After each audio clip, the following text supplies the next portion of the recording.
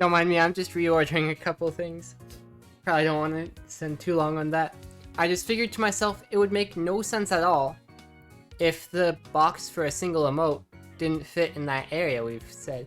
Hi, wife! My favorite girl in the whole wide world. It is so good to see you. But yeah, I just wanted to make that area a teensy bit bigger, so I moved some things around to make it look nice. Anyway, ta-da! We got pull-from music here. And I might as well drag this back to the start because we are going to need all the time in that we can get. So today, we are not actually starting out in Godot. And the reason for that is because I did make a Tumblr post here. Because I was, like, kind of stuck, you know? Then Hatchbear here, they gave me some code. And the reason I was stuck is here, I'll open up Godot, just so I can show y'all.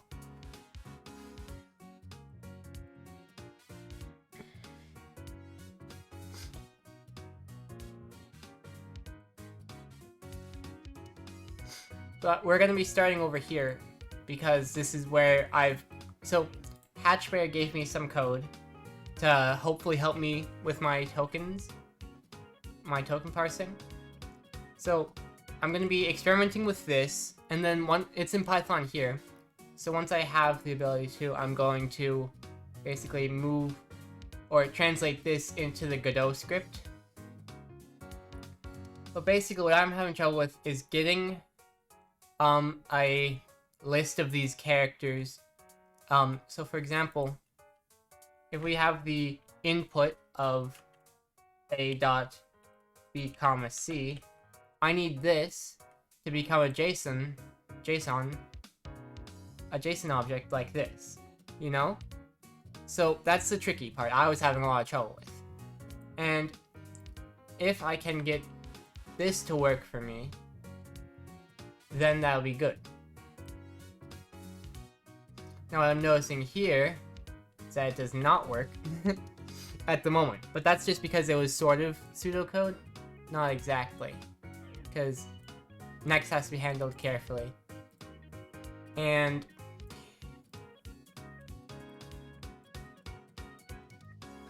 we're gonna have to figure out how exactly to do that. Because it's not something I'm super used to. I haven't really done a whole lot with it. But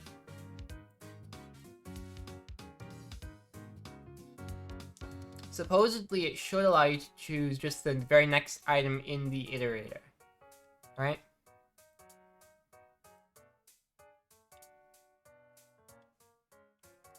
And if I remove this and try it, you see how it says list object is not an iterator? Which is a little bit odd, but it is what it is. Then if I try and have it, well, actually, hang on.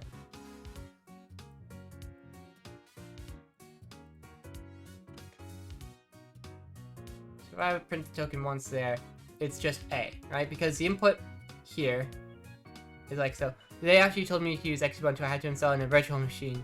That's easier though. When you say that's easier, do you mean that using the virtual machine was easier? Or that Xubuntu was easier? Because I imagine you just mean that the virtual machine was easier, but I'd like clarity if you're able to provide it. Anyways. What we need is... So right now the issue is that this is not... I wonder... The installation was easy peasy? Yeah, I bet. If I say comma none, what happens? This is the W3 schools. Okay. So I think that my issue here is that this none is causing problems. How about it? Okay, well, it returned.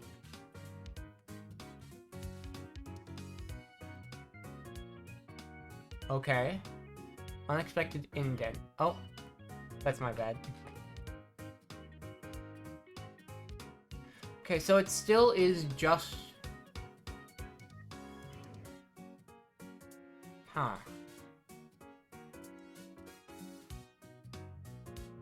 Alright.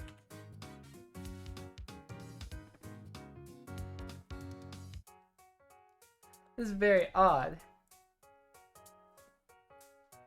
So, the next operator here, well, here, let's see.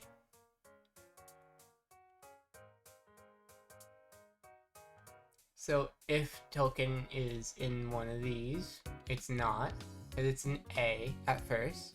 What is what you're doing? So, basically, I have these, right? These JSON objects. And they give me IDs like this, and basically I have a big old dictionary I can use to look up all the data for them. But I want the player to be able to combine runes arbitrarily, save the object, or save what they've made and continue working on it later. And so to do that, I need to make it so that you can save arbitrary combinations of runes. What you can do right now is just save existing combinations, and then it just gives you that data. But the problem is, if you have a combination that isn't one of these files that I've made, my program has no idea what to do with it. So what I'm making is a parser that will take in the ID argument and construct the rest of it. And because I'm smooth kitty brain, I went to Tumblr and asked for help, and I also posted on Blue Sky about it. And Hatchbear was nice enough to, give me some advice and some code. And so I'm fiddling with their code right now to see if I can get it to work for me. And right now it doesn't. That's pretty much where we're at. Right now it doesn't, but we will figure it out. Now update.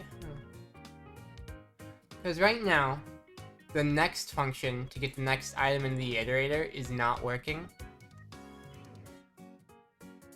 And I don't quite know why. I am seeing that I saw that the next here isn't working. I haven't used the next feature in Python really. I haven't needed to before. But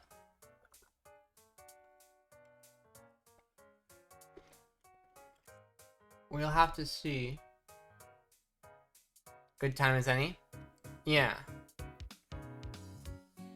Or maybe you're about to do something, I don't know.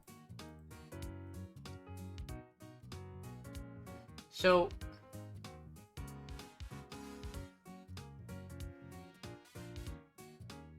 essentially,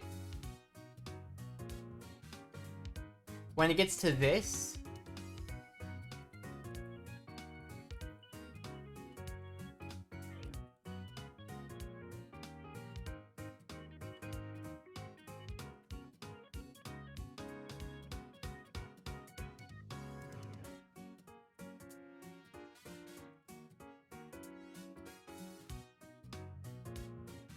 because see, this is the issue.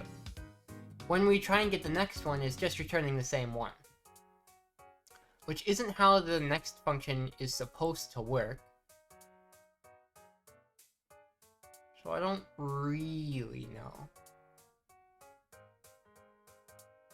I'm noticing how it has it as an iterator here. I wonder if the solution is to actually say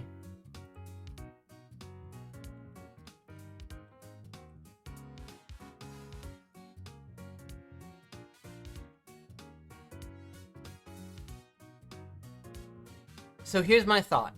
Here's the thought process behind this. I'm noticing here that this is an iterator to begin with, right?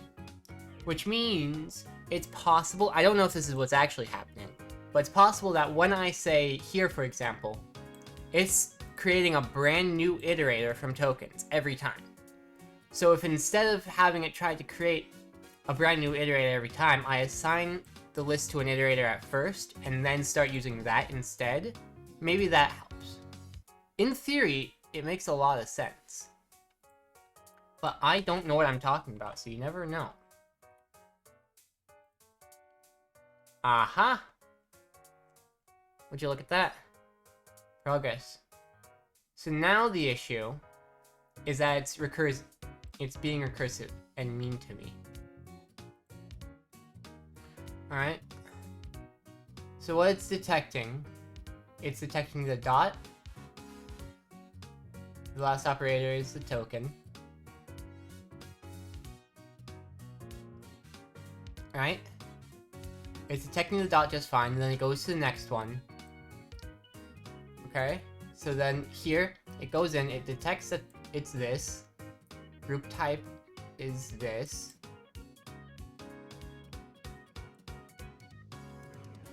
Using the ternary operator. Then the mod is like this, which is correct.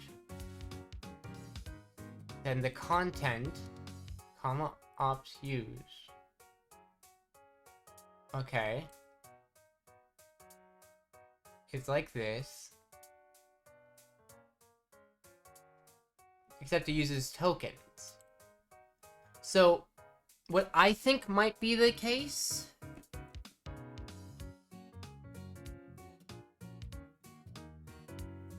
So, here's the thing. Even if... Well, actually, hang on.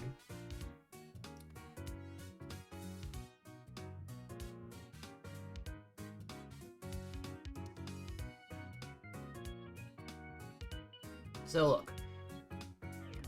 Down here.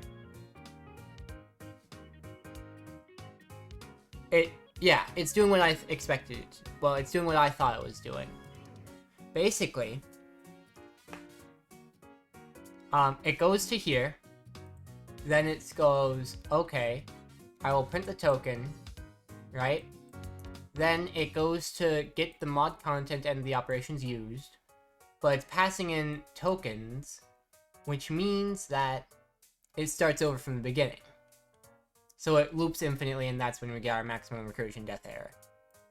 So I'm wondering if it could potentially be as nice to me as just replacing this with that, but you never really know.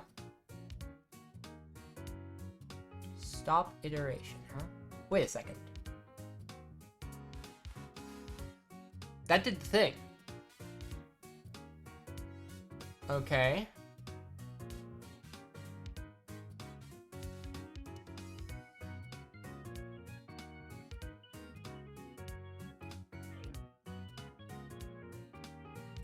Yeah, that did exactly what I expected it to do. That's perfect. So with those minor edits, we've made some progress. So, when it got to here, it said...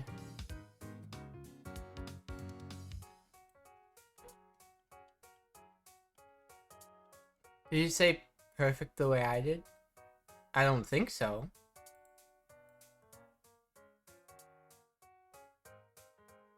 I have no idea. I don't know what you're talking about.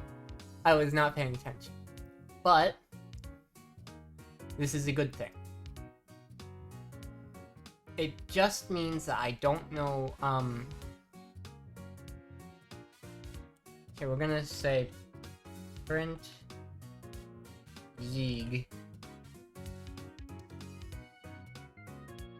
Okay, yeah. So it did return here. Right, so this did return. Remember how I said perfect? Perfect. Hang on a second. I've got to... The thing about my chat, Sharky, is that I can't see the I's and L's so well. It requires some context sometimes. I might just need glasses, to be honest, because that's still a little hard to see. Silly. That's ridiculous of you. Silly.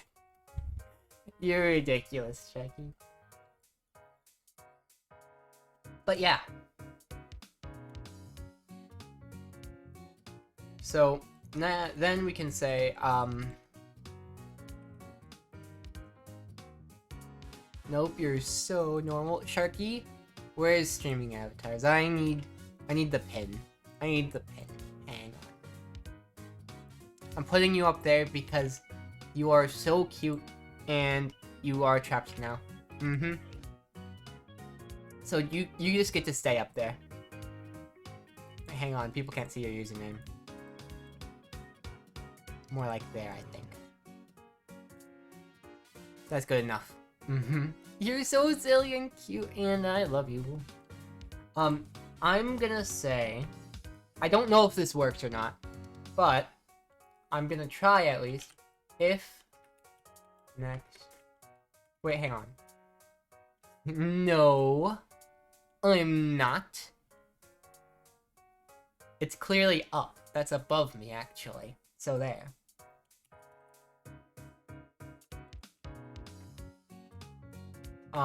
Well, actually, W3 Schools probably has the answer.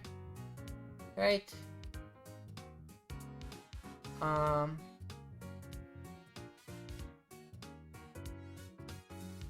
Oh, I see. So, that's what their none was about, was to return a default value when the iterator has ended.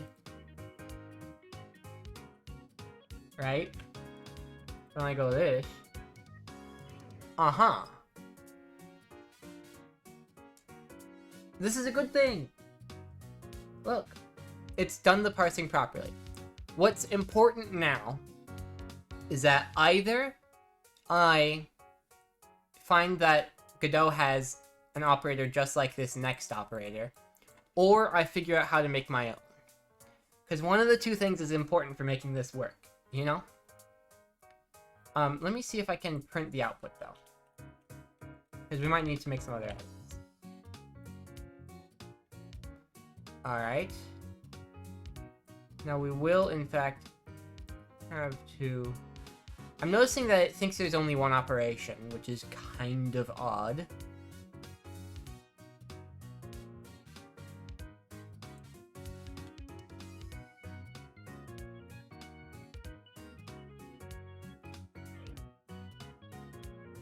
Oh, whoops.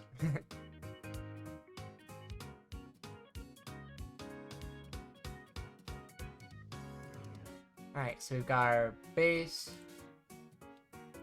mod,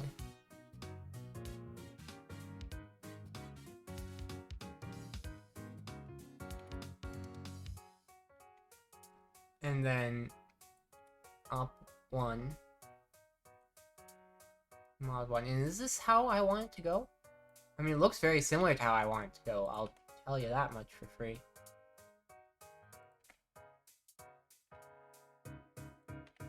So here's the rub, I suppose. Wait, hang on. Let me Google if I'm using that metaphor correctly.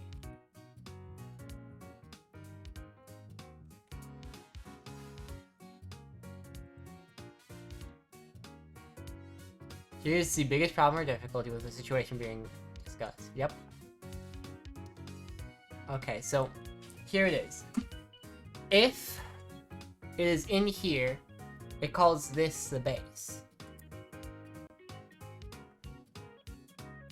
On the bright side, everything else looks pretty much exactly correct. Alright? I do, however, need to tab these inward so I can tell them a bit better. Like, that looks exactly how I want it to be. I'm kinda shocked, but I shouldn't be shocked. Hang on. I need to... yeah. It's very good. I shouldn't be shocked at all. The difficulty is that... Well, here's the question. And I'm going to see about making a poll for this. Manage poll, perhaps? Create new poll. I don't know how many of you are super interested in doing a poll. So maybe I do it on my Discord instead. Here. I will say @questions ping. Should I,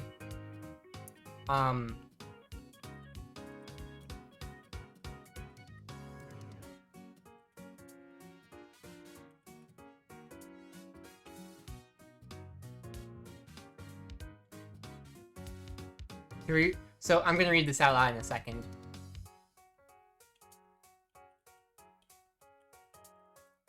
I'm just staring with Python, don't look at me. That is absolutely fine.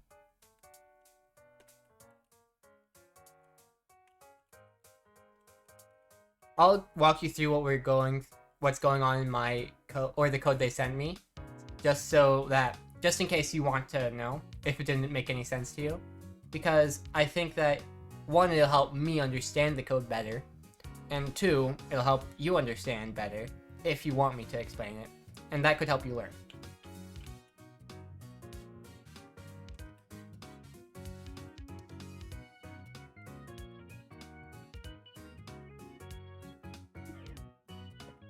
I'm making this a question on my Discord so that I can, in fact, I will have this be like a 1 hour question.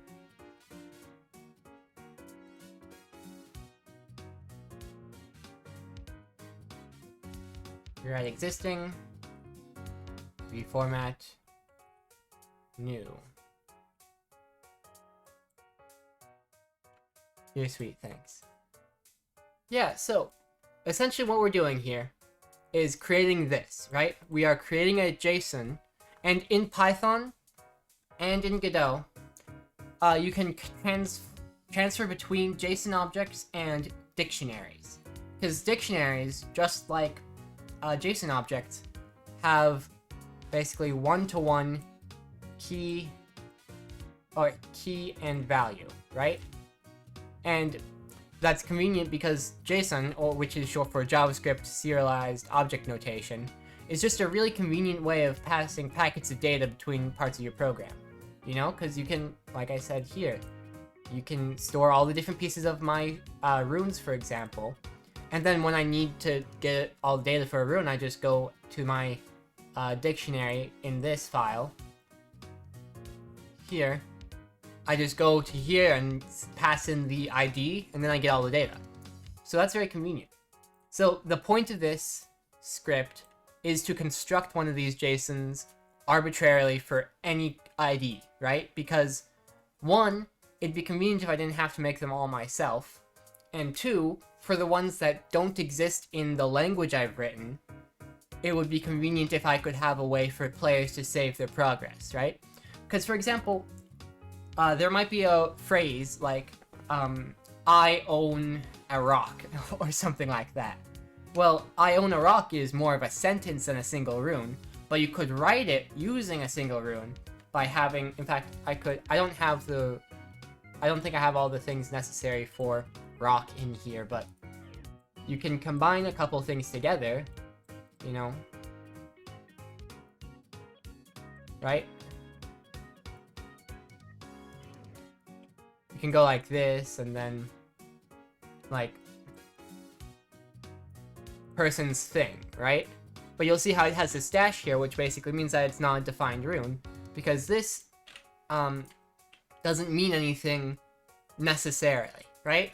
The program does not know at this time whether or not this exists. So I need to make a parser to generate the JSON for this combination, because it doesn't know if it exists right now. And it doesn't have a name either. So what we're doing here is basically constructing that JSON. And so what we do is we pass in the list. So rune IDs for my rune IDs look like this: A.B, C, right? That's what that is. This is an ID. And that's not one that actually exists, that's an example. That sort of shows off some of the things my program needs to be able to do. And so, I can actually, no, it doesn't matter, but like you'll see here, they get pretty complicated, right? Or if I look for, I don't know, thinking, there's things like this, and all sorts of different weird combinations of letters and characters. So it's important that it can handle all sorts of different combinations. The code they gave me goes like this. The function called parse. Don't worry, I get the idea. Sorry if I'm over-explaining. I'm not the best at all this. And also I work with children for my job, so I might be a little bit used to over-explaining.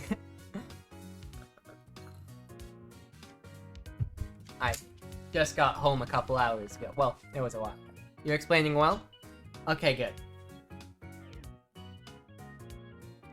Basically, this ID gets broken down into this list, and that's sort of what this part here is doing. But then after, over here, I'm going to replace this part. See how it says to do, figure all this out? That's a little note I left myself. But once I have this list, then I pass it in as an argument to parse, which is, it's called that because it parses. That's its whole thing. It says the result is always going to have this format. It might not if I decide to change things, depending on how this poll goes. I'm going to put my own vote on it because I think this might be a teensy-weensy bit easier. But, where was I? I was here. Basically, you have this starting dictionary. So basically, all the little pieces are added to this as part of... Well, I mean, technically the base goes inside the operations. But I don't think that's the most necessary piece to be a stickler about right now, right? I can change that later. You see how operations includes base here? But that's not important right now. I'll fix it later. Then it says current equals result. And if we look around for where current is used, we see current is part of the return, right? So current is going to be where we store all the values used in the output. And that's so that we can have this and this separate. Oops. The op count is a variable that basically counts the number of operations that I performed. This one thinks there's only one, and that is because it's treating each operation as a binary operation. And a binary operation is basically just something that has two inputs and one output. So 1 plus 1, for example, the plus there is a binary operation. And so what this is seeing is you have A dot B comma C, right? So this dot is a binary operator with A on one side and B comma C on the other.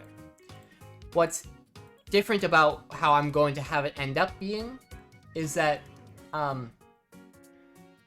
this will be not exact. This will be an operator. Well,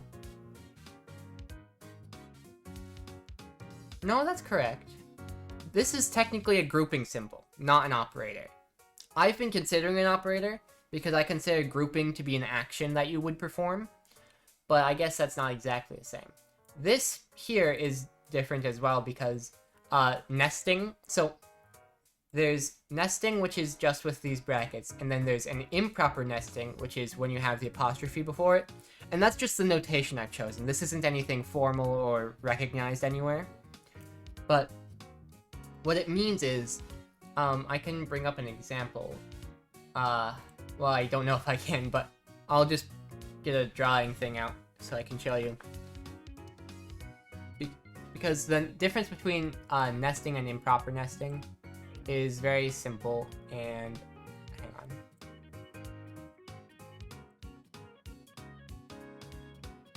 So, for example, a normal nesting would go like,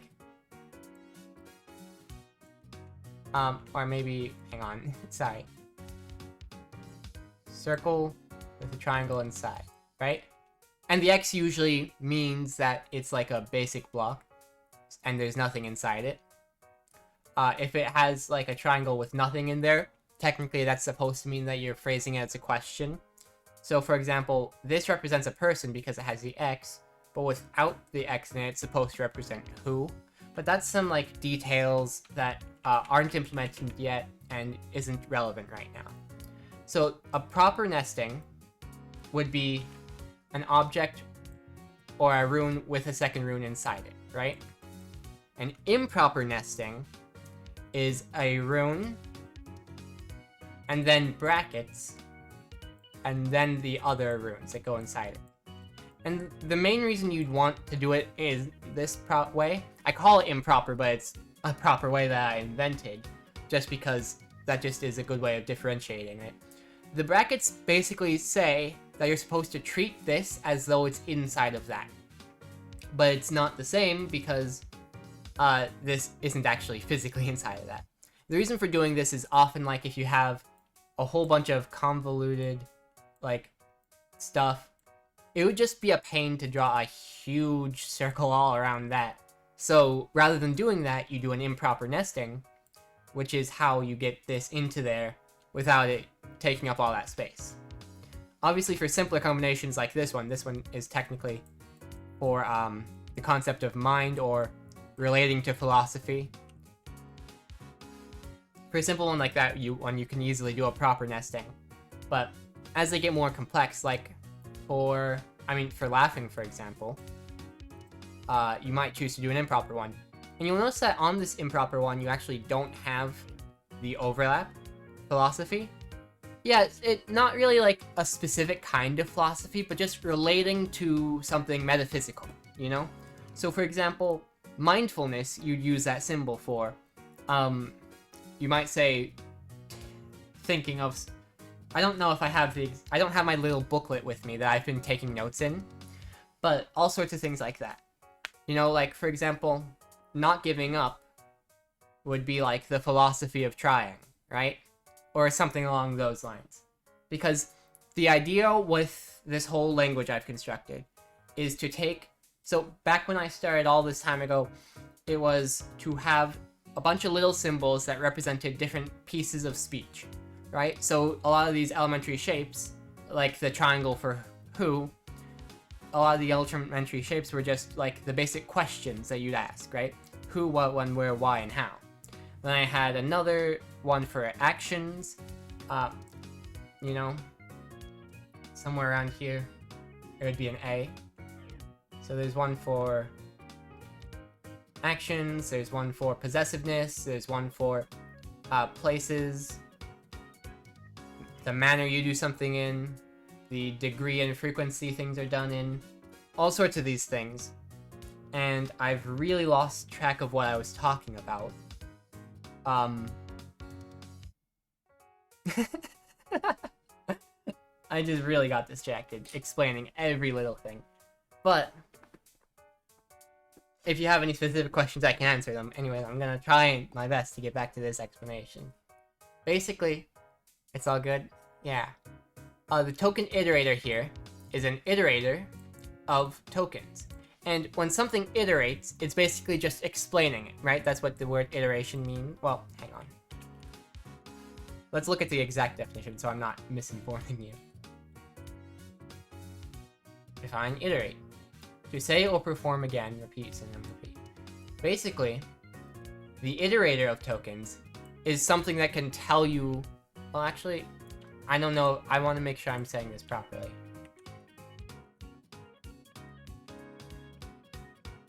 In computer programming, an iterator is an object that progressively provides access to each item of a collection in order. So, basically, normally, you'd go like... Whoops. Tokens 0, tokens 1, ... But instead of doing that, we can make it an iterator, and then whenever we call this next, it just supplies whatever one is next, right? So if I start at tokens of 0, which is what it does, that's what the A is, because that's here. I start at 0 because it starts before the list, and then the next one is just the first one. And then every time I go next, it goes to the next item in the list, and that's what the output value is here. And then this none value here means that if there's nothing left... I said that weird. If there's nothing left in the list, then you'll return none, and you won't have to worry. I took this out a bit ago because I didn't have the iterator yet. So a list on its own isn't an iterator, right? It's a different kind of object, which is why we have to cast it to an iterator here by basically using this constructor. But now, whenever we call this next, we can just go to the very next piece of this, and then we say, okay, if the one you're on currently is this parenthesis or a bracket, then you're starting a group of some kind. Which is important because groups can contain, like you'll see how you have bracket, then improper nest, or parenthesis, which is just regular grouping, then improper nesting. So these parentheses and these brackets, they can contain anything you want. Which is why for the longest time I expected I was going to have to use regular expressions. Because regular expressions, if I go to like regex101.com, regular expressions are really good at that kind of thing. Because I can say A to Z, A to Z, and then star.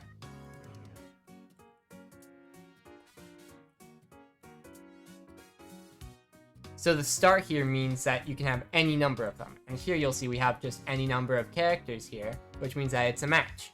But the star can also mean no characters, which means at the very end of this, where there's no characters, that's an empty string, and that's also a match, because the star means 0 or more. And so I thought I was going to have to use regular expressions to say that inside of these parentheses, you could have any combination of the previously existing patterns, because it's recursive. You know, you can basically make a tree that contains itself and all that stuff. I mean, it wouldn't contain its exact copy of itself, but instead of doing that, what Hatchberries has helped me do is basically, well, what I realized I was going to have to do eventually, and Hatchberries helped me do with this code, is instead of using a regular expression, we call the parser again. And recursive functions like this you have to be a tiny bit careful with, because if it goes for too long, then it basically crashes and cancels itself, because it's like, hold on a second. If I never escape the function, then this is essentially a memory leak, because it's going to keep drawing more and more resources so that it can store all its data.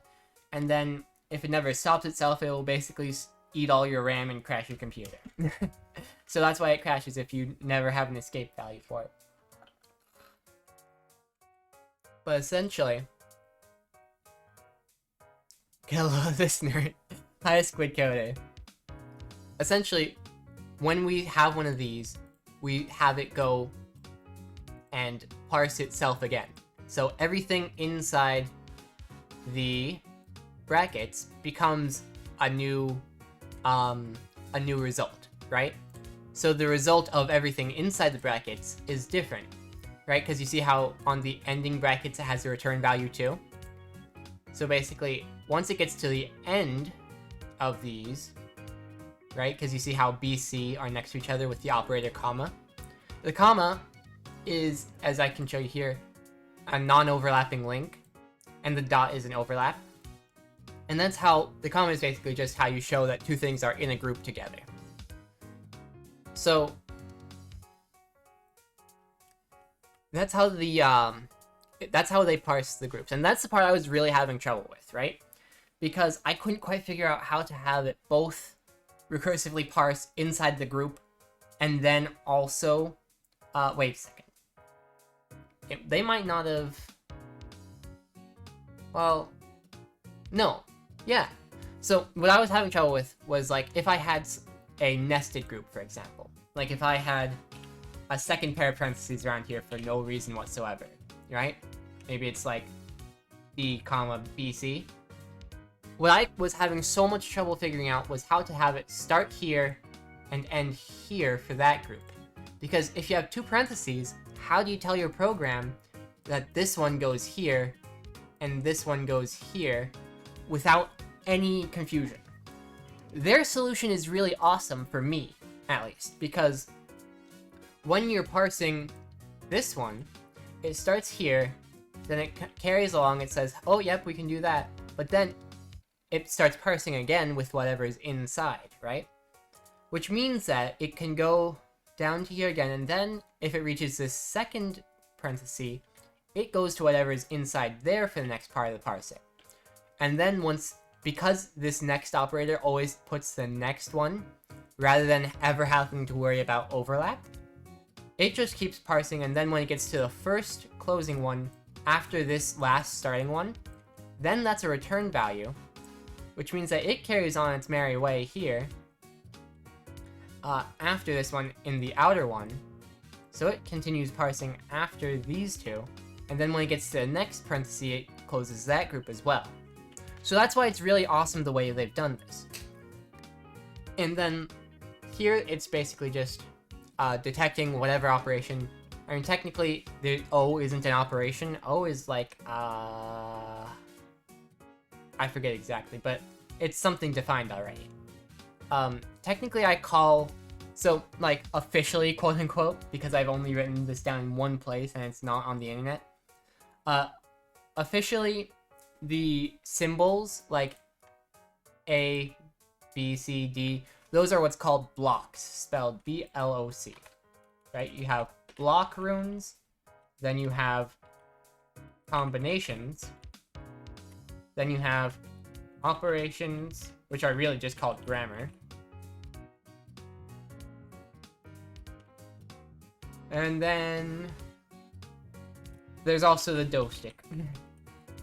That's basically all the different things that you'd use. The dough stick isn't really that special. It's basically like the, I don't know what you'd call it in proper thing, like,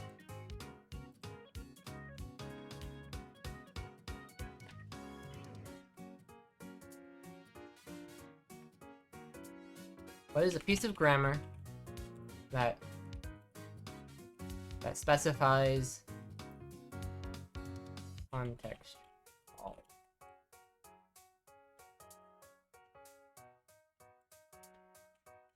language. I don't know. But basically, the dough stick just helps define the context. So instead of who, well, I say context, but it's not exactly that.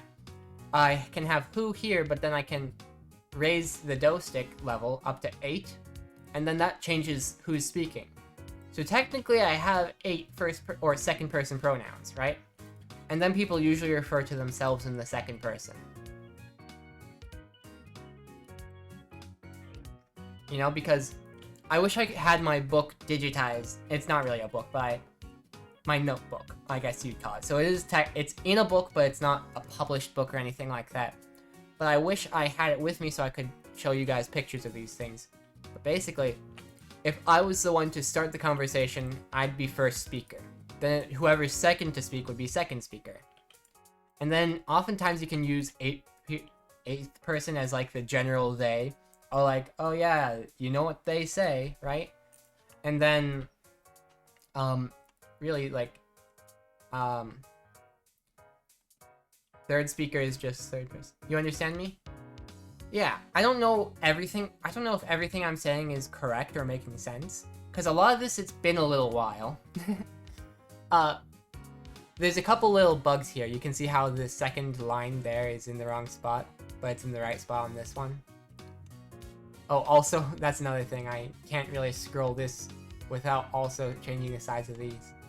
But that's a bit silly of me. Anyways, that's off topic. I think that's pretty much all that there is to go with here. If it's just A, B, or C, then it goes to lookup. And lookup path is something I can do. So, here they've used, Hatchbears used lookup path, which is a function they just made up that doesn't exist. I just defined it here because it doesn't matter. Instead of a lookup path here, what I would use is, where is it? runedict.runedict. Runedict is a resource I've defined. That's actually this file. So when I say runedict with capital letters, that's talking about this file. Then when I say .runedict, that's talking about specifically this variable, right? And then the getJSON files function loads all of these into this runedict, which means that basically, if it is an A, B, or C sort of thing, then it will go and get that, you know? It isn't going to look up the path for it because the paths have already been loaded into the runedict here, you know? There is a time when I'm going to have to use the paths because, well, so here's another thing. I did it a little bit silly, Oh, I gotta sneeze, hang on. Back when I made these JSONs, I wasn't sure how convenient they would be. So, for example, here, I used path instead of giving basically just another ID, right? I should have just given them an ID here, because then I'd be able to very easily go to my runedict and then say, okay, find the data for this one, because all of the JSON files are going to be... Oh, did I close it? No, they're here. All of these files are going to be in here, so there's no point to reference these files again once they've been loaded. Right? So, that's one thing. I'm tempted to go through and fix it, but that would require going through all of these by hand. And I don't really want to. So I'm debating whether or not I actually go and do that. I mean...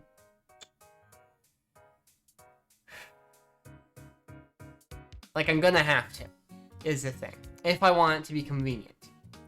I'm gonna have to. JSON this, JSON that. NBT and SNBT are better, in your opinion. Well...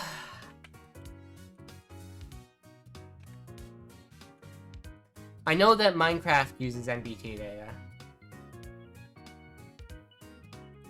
I guess there's this. Data tree structure. I mean, it makes sense. I don't know what the difference would be.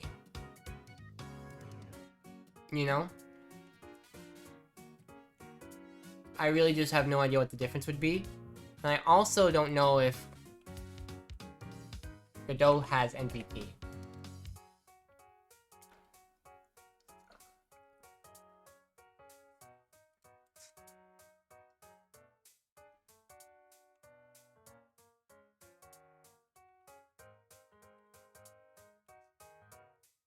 Named binary tag, that's good to know.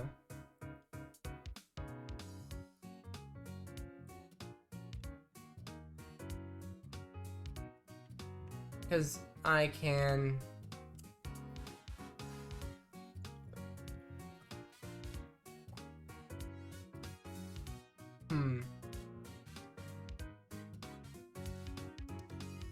It's like JSON without all the quotes. Fair enough.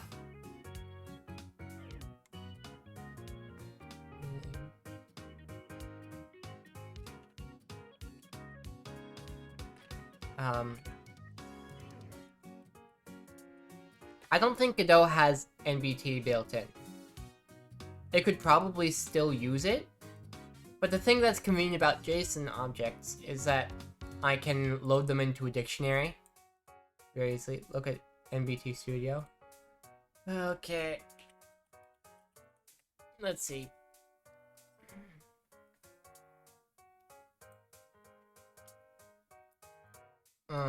So that needs .NET, and this is Linux. I have Wine with .NET, but I would rather not deal with that, for one.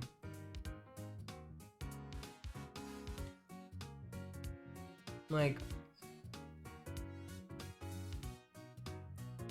I'm just gonna Google NBT versus JSON. Like, Minecraft uses both for different things.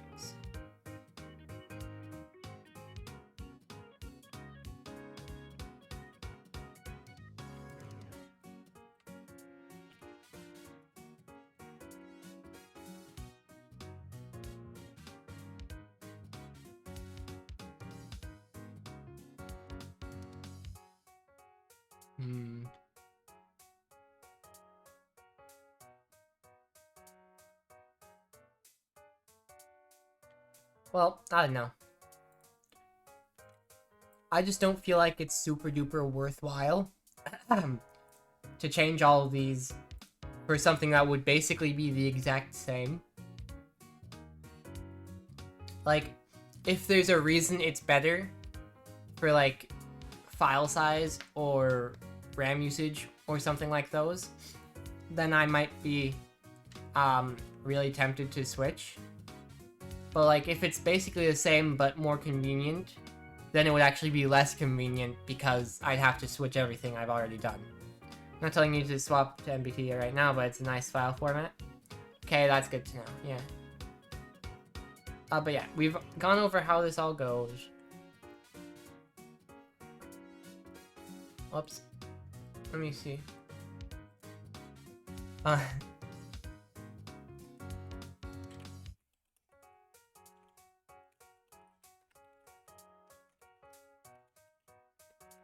have new select R.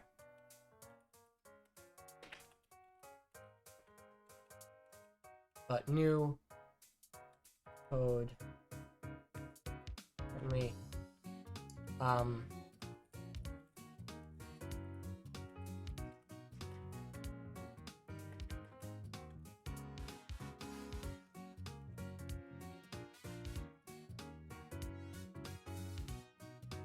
like that, basically. There's still 30 minutes left on it, so you never know. It probably wouldn't be too difficult to just, Oh,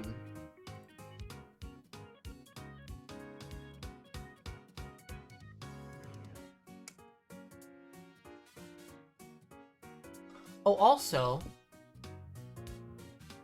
Hang on. It did not enter the dot operator. Last op equals token. Alright. So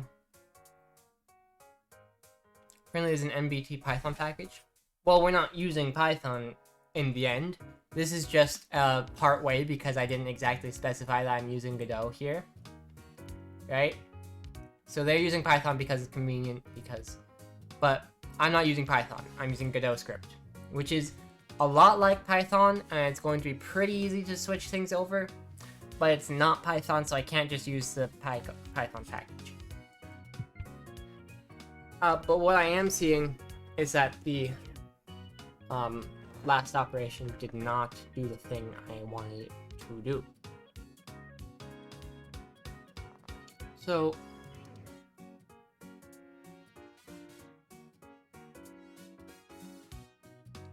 I'm gonna remove these, right? Since we know all that does what it's supposed to. And instead I'm going to go here and have it print what last op is. Now, you're just looking down a rabbit hole? I hope I'm not coming off as, like, dismissive or anything, because that would be a...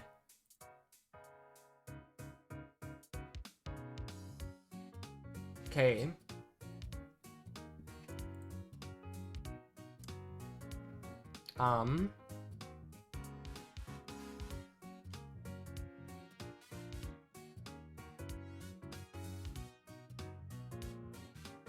Maybe I need to do this.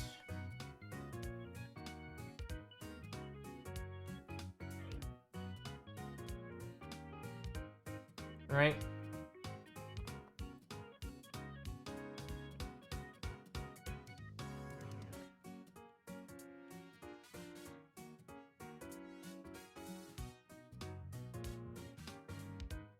Oh, that's my 10:30 alarm. Don't worry about it. Okay. That is... Wait a second. From the operation count? That's weird.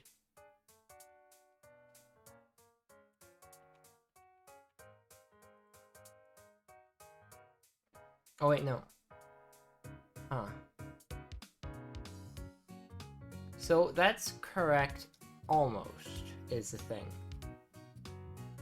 Oh, here it is. I think maybe it'll help if I do this before I increment. Up 0. No, it didn't. Okay. So for some reason right now, even though it detects the dot, it, oh, the problem is that it got here, right? It sets last op to be the token, but then it continues going, because it doesn't get to here. And then last stop becomes something different because of this, right?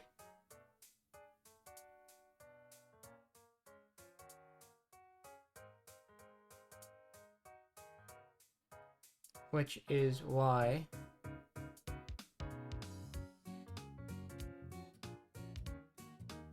what if I just have it try? I could try having it be in both places. And I have operation 0 twice.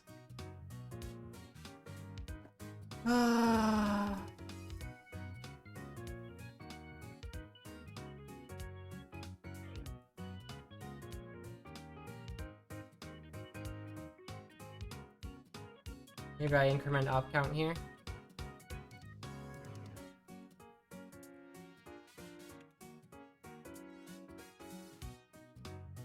Okay, up 1, and up 2.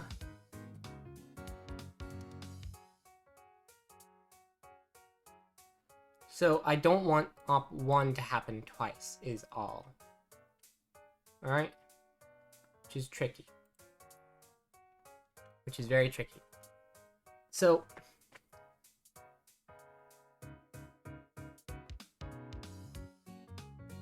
and I can't delete this one because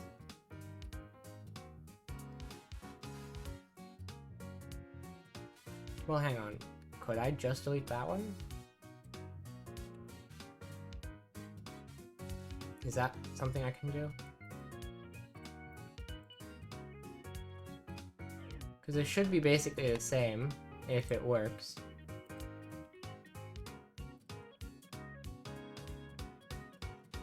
Whoops.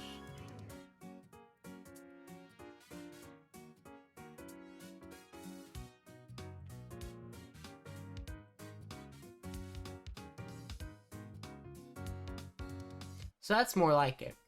Except the only other thing that this needs to increment once more. Oh. I mean, but it doesn't have to, does it? Like, it depends on how much I'm willing to go through tediously every single file, right? Because I could...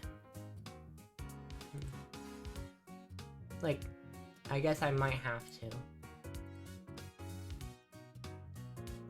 But the way it is now is correct, right? The only problem with it is that this second one is not incremented properly. And it is correct that there are 3 operations. At least in my view of it. Because when I've been counting these things, I did 3 here, which is 1, and then, whoops. So the first operation is the grouping, basically. Or is it?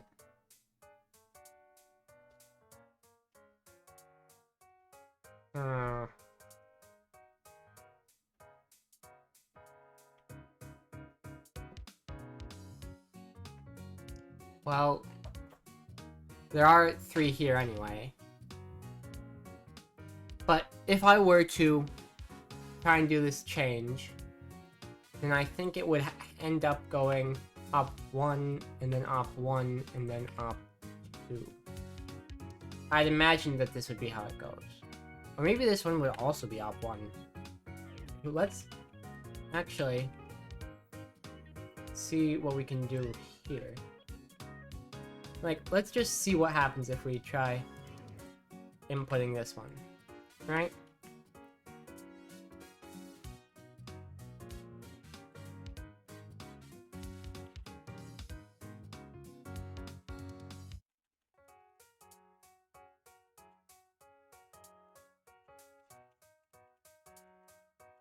And we'll remove these for now, because they aren't implemented in this Python one.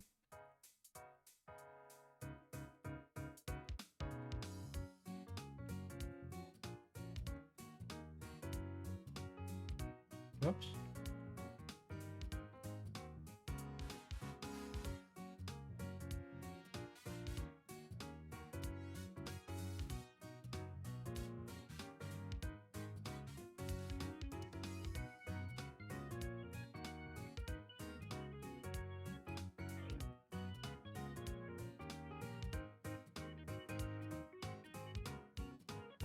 Oh, whoops.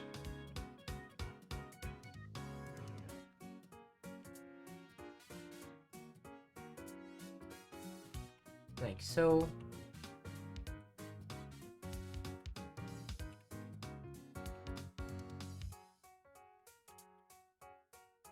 Yeah. So what happens with this? Does this go how I want it to go?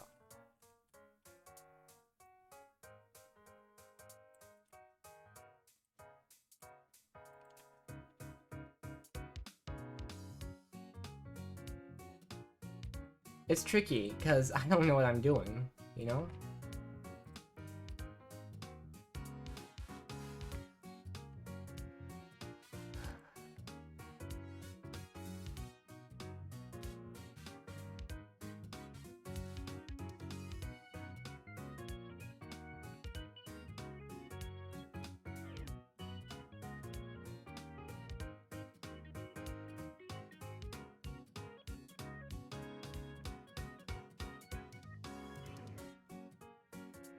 So, part of the issue here is that this doesn't have access to my dictionary, so it doesn't know that some of these are the same.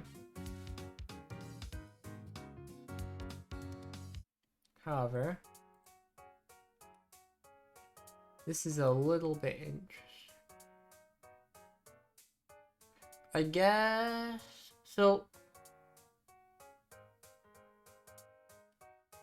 Okay... It's only mostly correct. So, this is annoying. Because... I can't just count individually for each one. I am gonna keep it like this, I think. But then we're going to switch back to the A, B, C. The issue we're having now is that both of these are operation 1, right?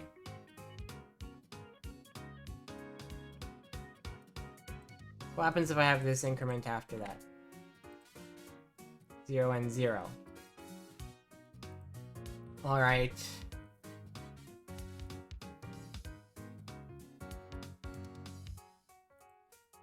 Does this actually ever get used? Well, it does for that.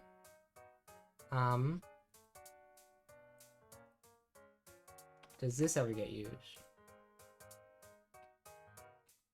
Oh yeah, for the mod. Nope. Alright. So the issue is...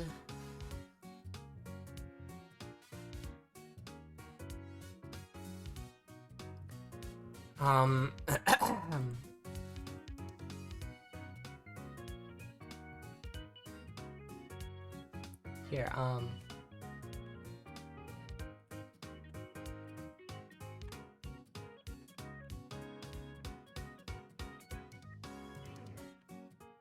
my idea right now is to test, hey, if this is in there, get rid of it. You know? Operations, and then... Op.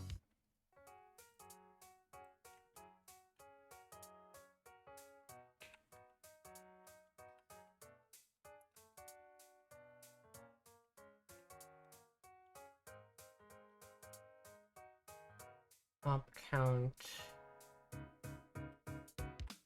Or maybe we just go 1?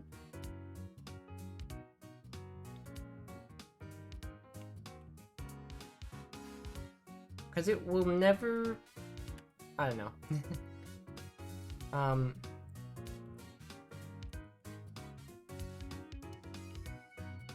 We'll see about removing from the dictionary. Dot pop, that's fair enough.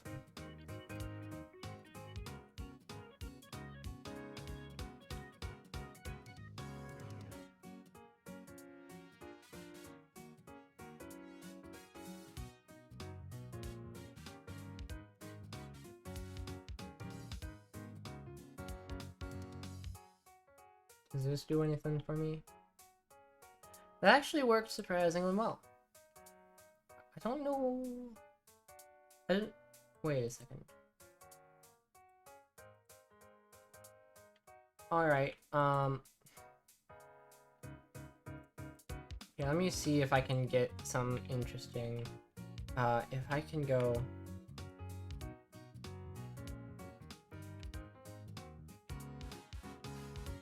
Well, actually, that wouldn't be there.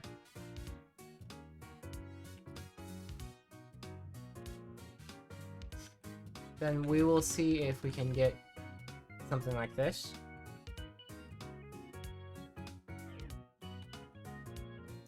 And what happens now? First operation. Let me bring this over to our Jason. Oops.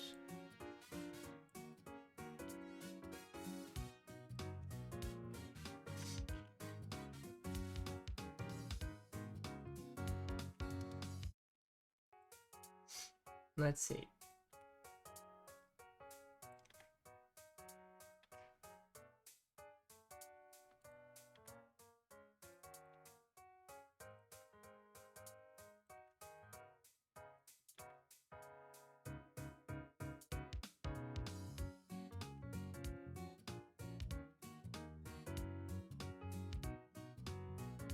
Okay.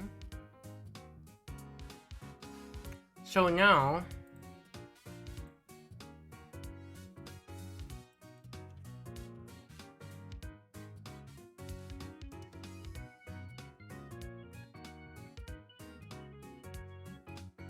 you have up 1, and up 2. So we can't exactly just remove an op 1, because sometimes that op 1 is valid. Alright, let me...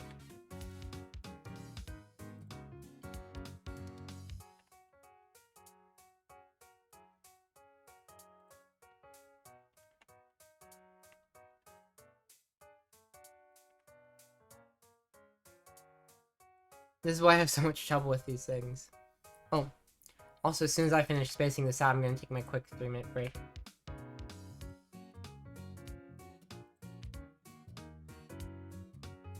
And then here, we realize, no, sometimes the op 1 there is not valid. But the other problem we're seeing is the same as before, where it just isn't putting it in properly.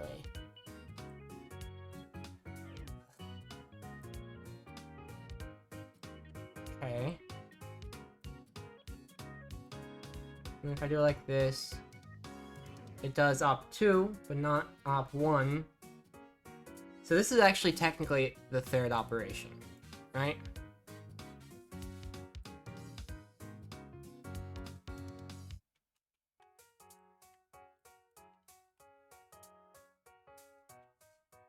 Move this one here.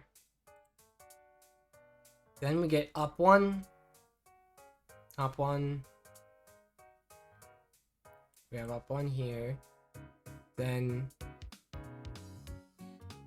here. But we aren't getting the next... Wait, did I even... Oh.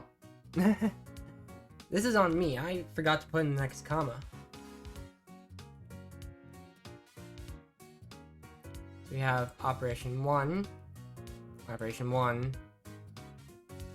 And operation 1. So that...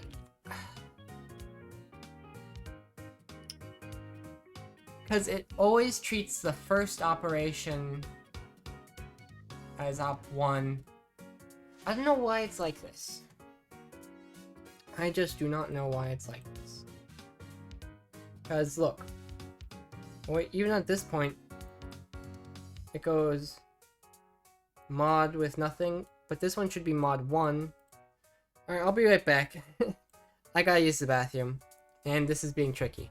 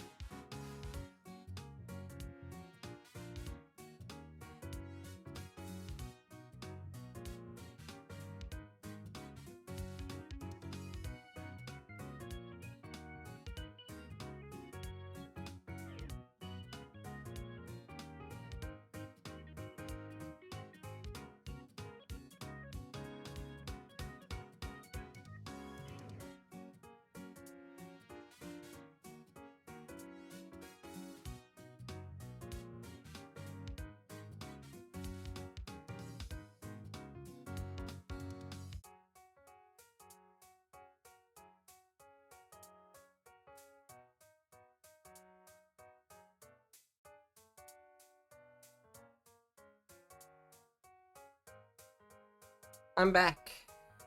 Now, we've got ourselves some trickiness to go through.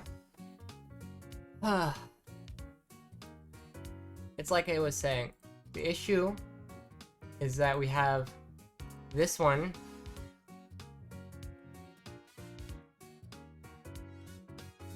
needs to be mod 1.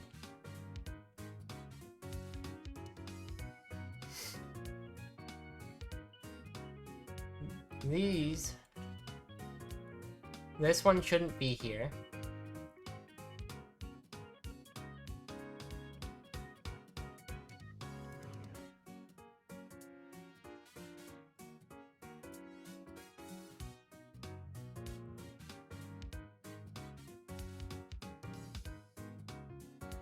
Like, does deleting this...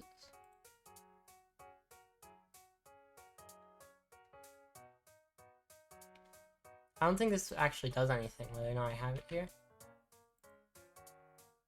It looks kind of the same. Okay. I guess that makes sense. But not having this one here is impactful.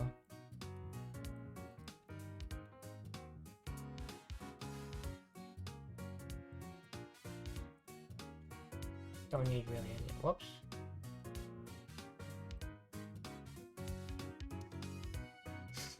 So this is why this is when it starts to think there's only the one operation. But we'll see that there isn't an operation here.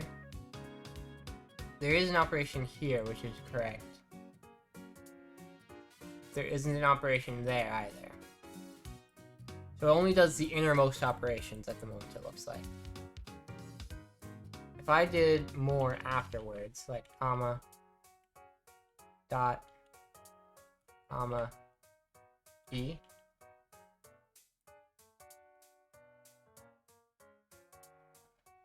Okay, so it only does them after the innermost one.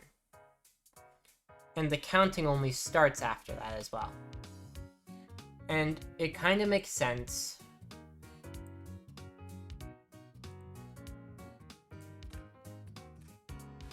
Because if it does this, like it does the dot, and then after, if it does the dot or the comma, and then the next piece is one of these, then it's not gonna like that, right?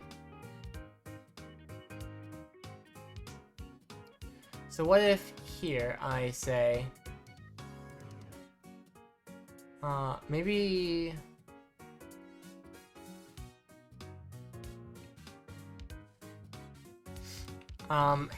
there.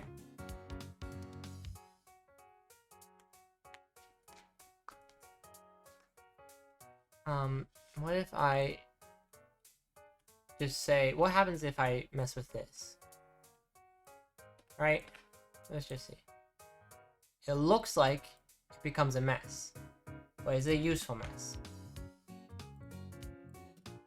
Let's find out.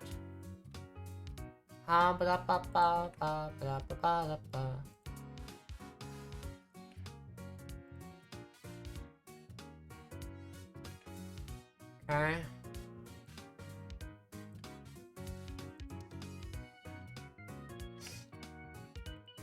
BC, comma,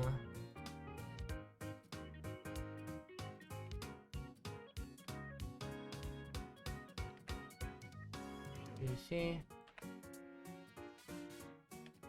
dot,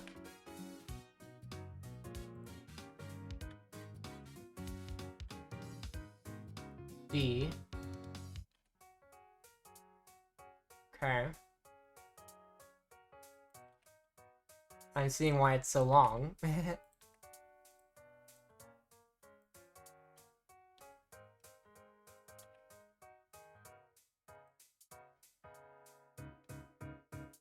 A dot. So I did that part correctly, I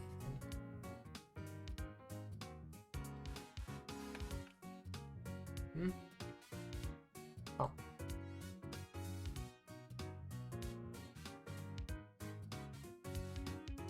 Whoops.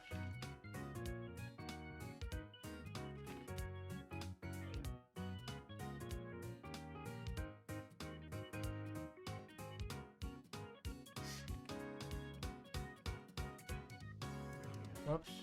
Hang on.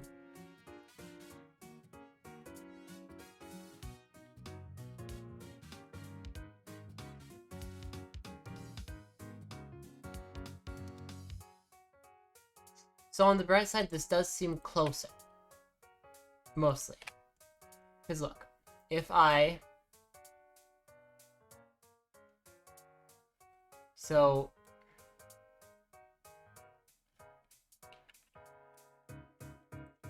So this one shouldn't be here. Right?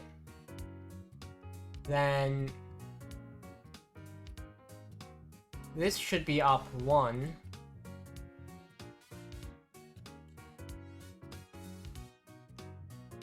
Right? That's A dot.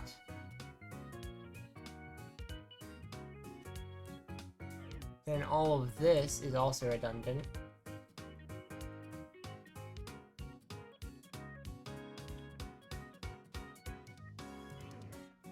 And then this is correct. Okay? Okay.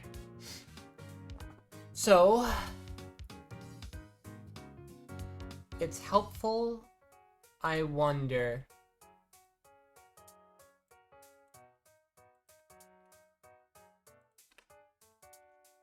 What if I go like this? Then what happens? That makes it much shorter, as you might expect. Oops. That doesn't make it more correct. Let's see...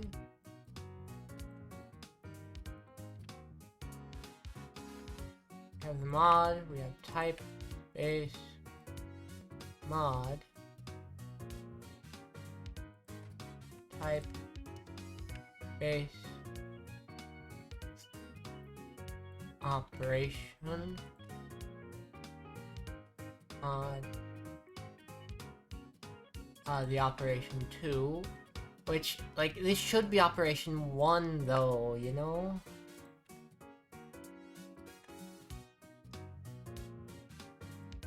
And that's just weird. Why would you do that to me? Why is it repeating the last one? That would be because it gets out of the group. And then... Maybe if I say... If...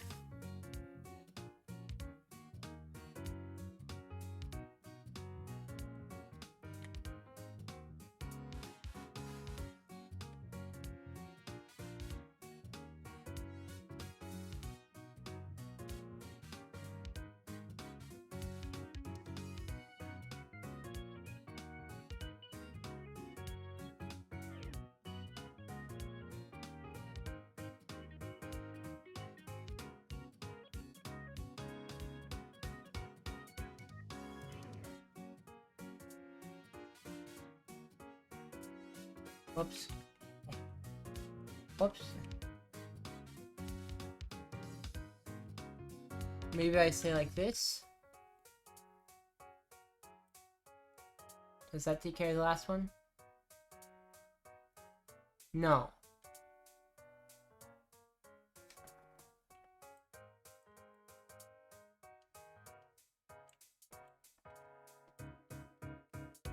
Or like this. Op 2, then op 4? That makes no sense. What if... Control X on that, and put that there instead?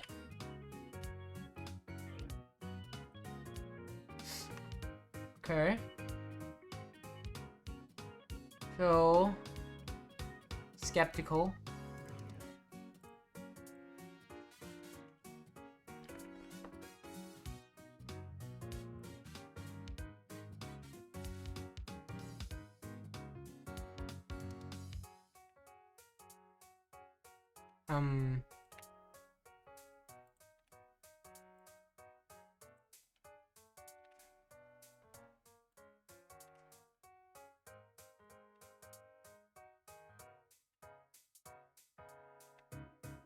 So here we have A, then a group. Oh wait, hang on, the end of that one was there. And then this one went there. So we have A, group, DBC. This is, wait. Alright. So I guess that works. It's just like, it shouldn't be this way. You know? I think, personally, we put these. If we're doing that either way,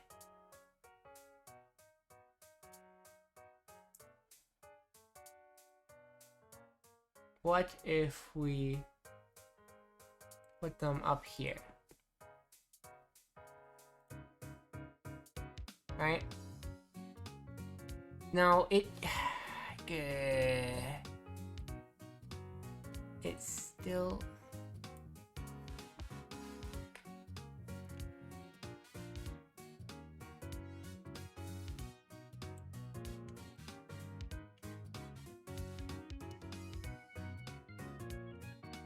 What happens if I even put it before this parsing here?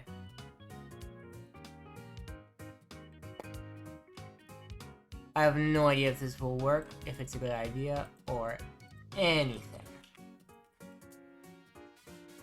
But it's mean to me. A dot group with B, comma, group B, comma, C dot E. So, if you ask me, and I'm no professional, but that looks like it worked, for which I am very happy. Right?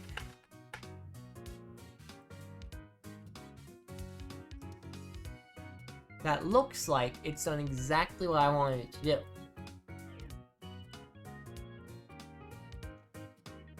So, yes.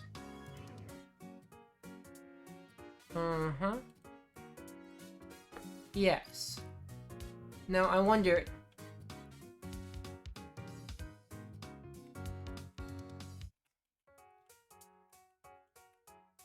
GDScript iterator next. You can create iterable objects in Godot script. Future scripted object how to iterate with the for x in y. I suppose we can try that. Like, I've known about 4x and y, but like,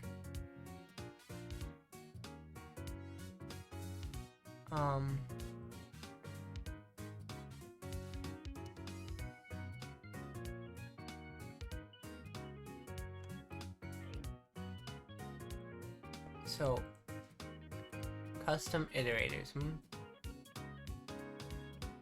Oh, variance class iter.init, iterative next. Yeah.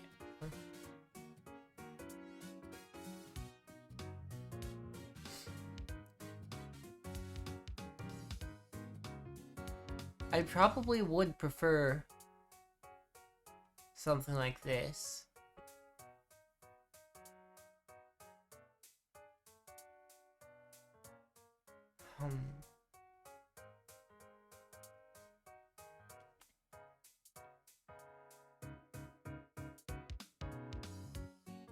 Like, no,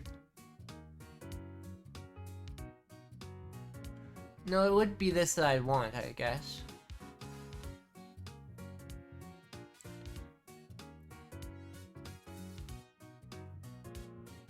So I'd probably make this a file and then have these be all things I use.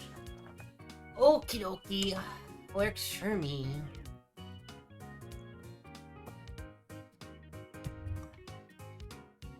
Now, that poll is probably ended. Results were tied? No.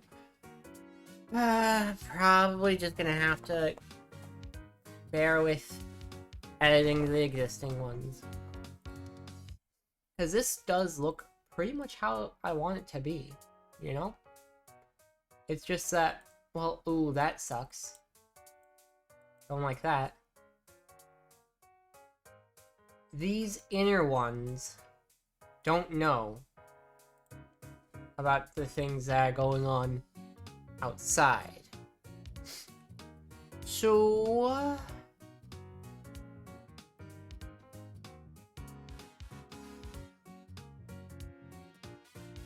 where is ops used defined?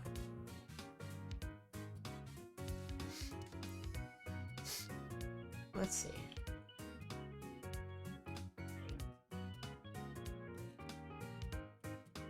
Oh, that's from the output here, and that's op count there. Okay. So... I guess maybe I comment that out.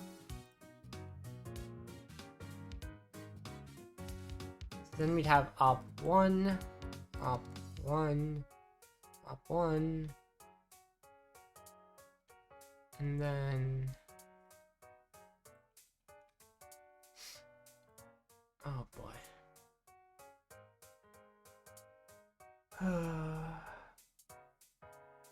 Because...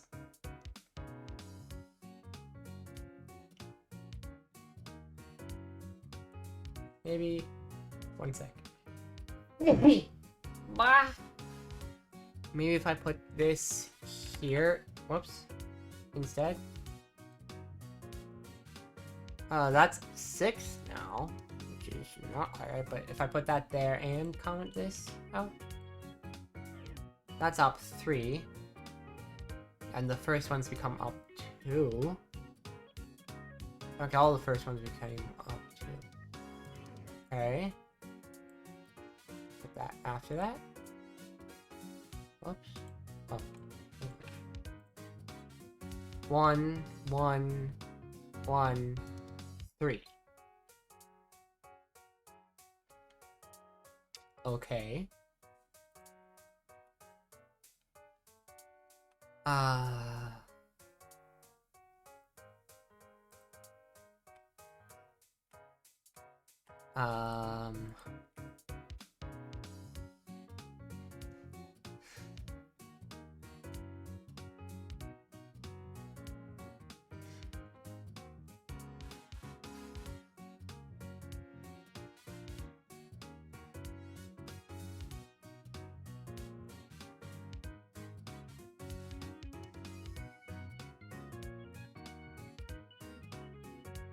So the last one I would like very much the last one to say op 2 is the thing.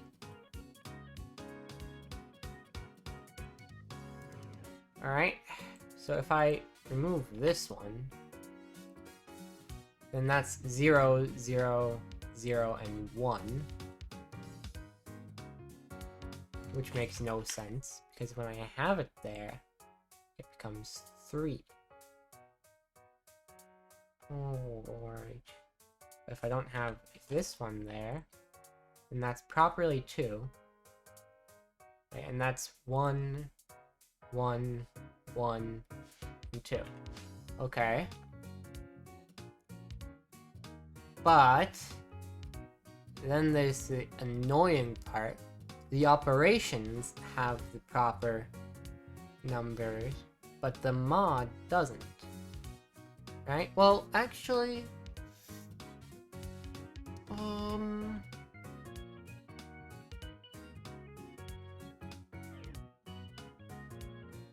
if I were to look at this, it's about how much I'm willing to change my existing JSON, because I have to look through so many of them. And it is by hand, because I'm not really smart enough to do it automatically at the moment. But A dot group with B, comma, group with B, comma, C, whoops.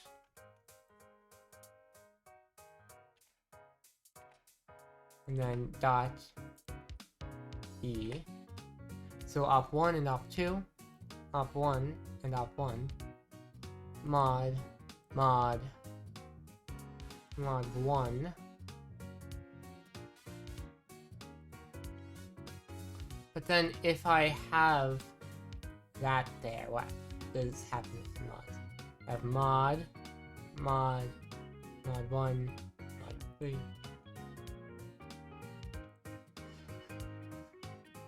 So, as this is,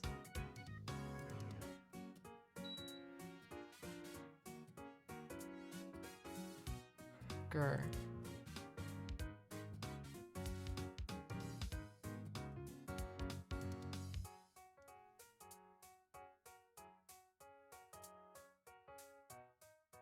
Maybe I make a new variable called mod count. And basically just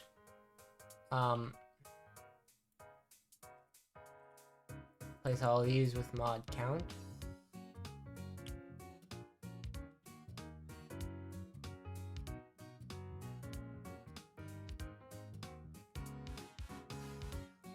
Right?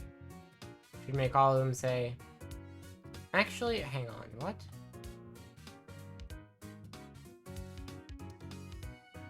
Alright, well,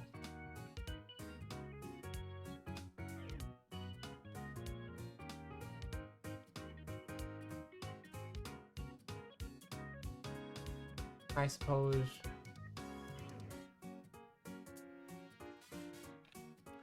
interesting. Alright.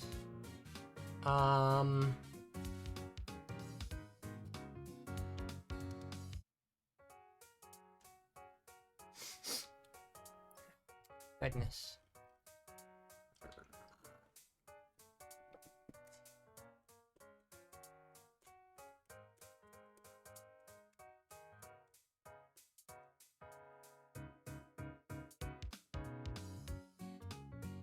So, goes mod, I'd like this one to say mod 1, and I'd like this one to say mod 2, right?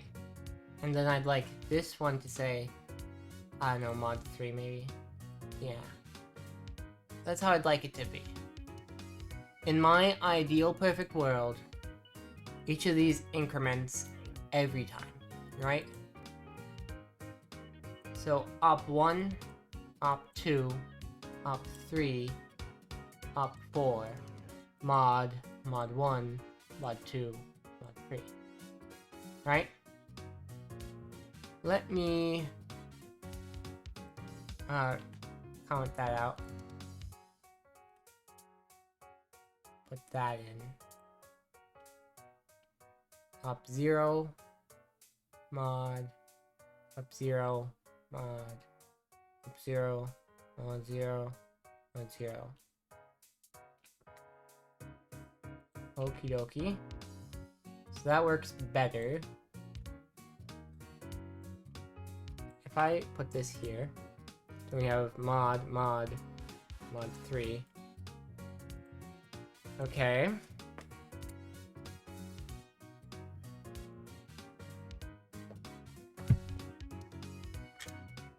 Gosh.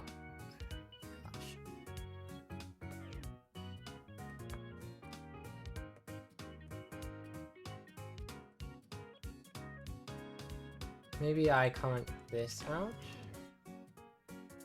So, well, I mean, that wouldn't actually help at all. Bleh. I wonder if I bring these back down here.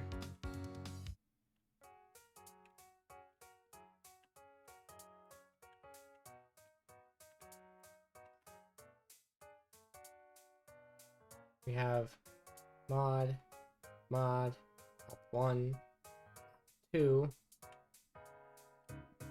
mod 2. And then if I were to go this, why? Well, hang on. If I go like this, then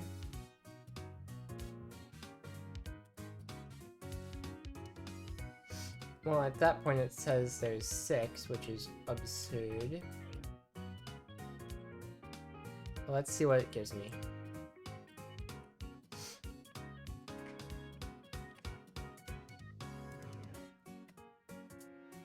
Because it could be that this is something workable.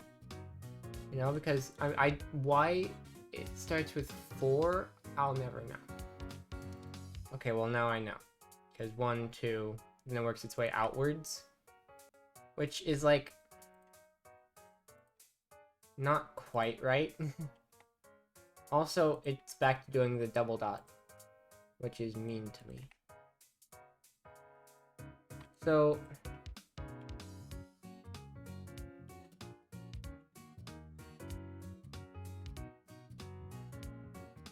now it says 2.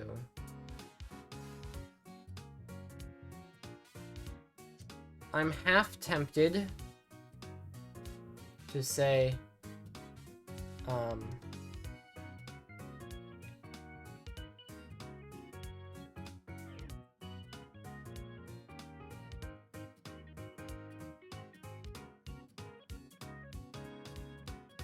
I'm gonna say maybe I have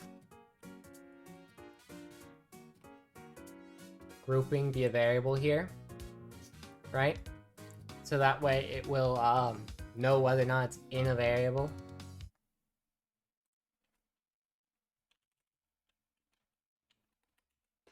Not grouping. Oh, we ran out of time, didn't we? We'll go back here. How's this? Invalid sent. What do you mean?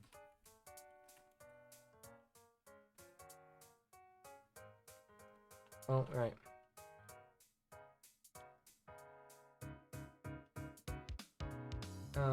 Print.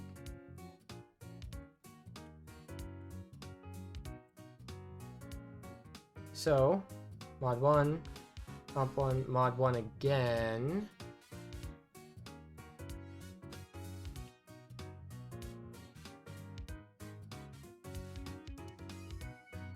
Okay. What if I say op count instead? Put 0 in there.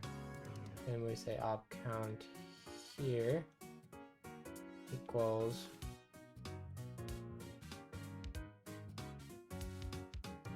starting op. How's about them apples? Alright.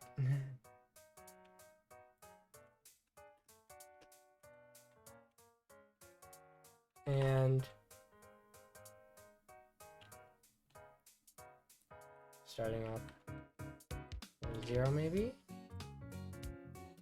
Then we have mod 2, 3, op 2.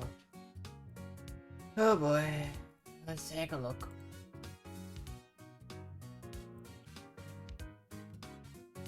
This does not seem correct.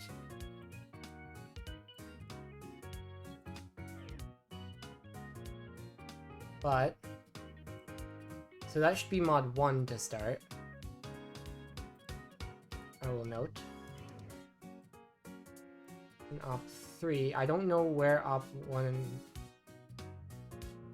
okay.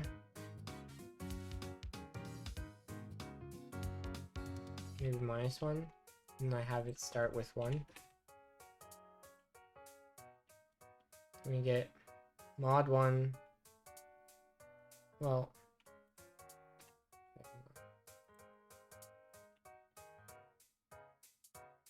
mod 1, 1, 2, no, blah.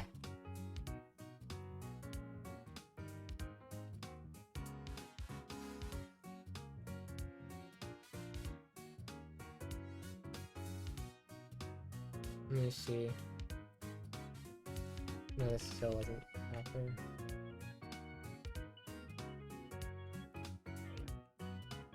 This was the one? Now you check. Oops.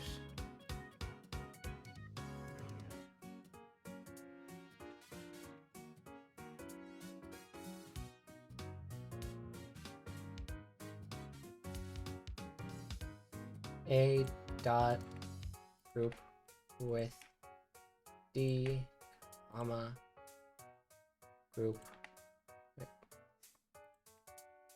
B, comma, C, dot E. Cool. So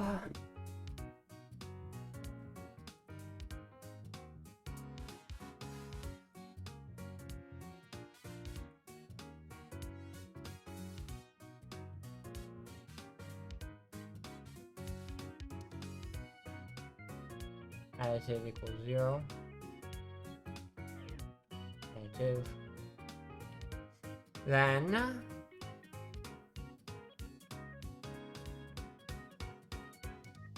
over here when it says parse, we'll say op count as an additive. Okay, then it says there's mod 5, which is not quite right, but it says mod 5. So no, not right. Not right at all.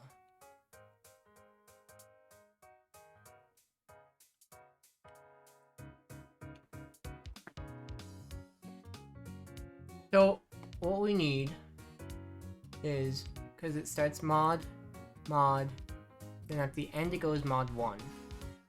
But it does correctly go mod, or op 3, it looks like. Well, at the end of it all. Here. This should be back to how it is up here. Alright, so we see op 1, 1, 1, 2, right? I do think we'll start with op count being additive, or I mean being 0. But then we'll say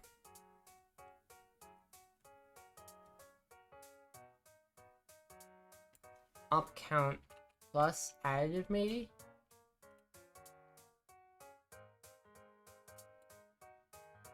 So we have, starting with op 1, then we have op 1, and op 1 again. Complete failure, did not work.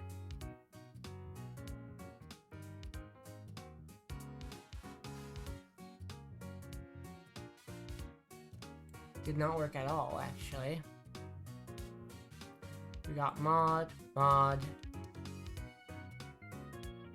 hang on. Plus additive there, maybe? Mod 3 again. Dang it. So, the additive is only ever 0, huh? Even after this?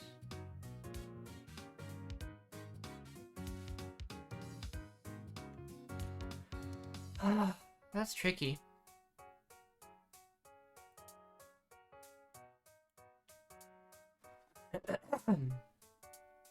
So the additive isn't something that's actually doing anything right now.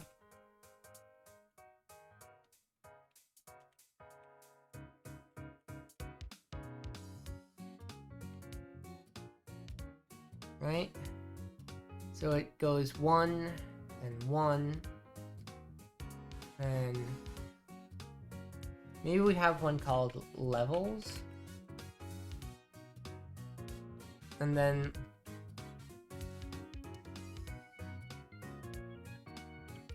we say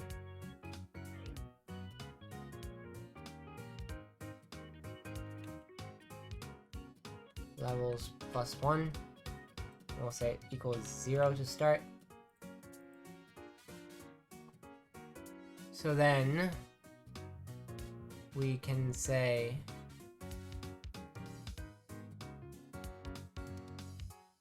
like this.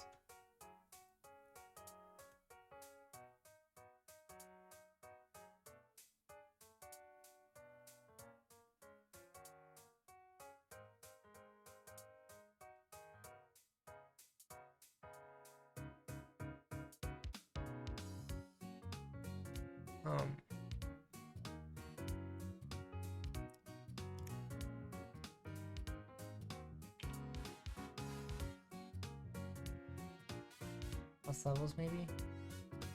So we have 1. I guess we're looking at mod first, huh?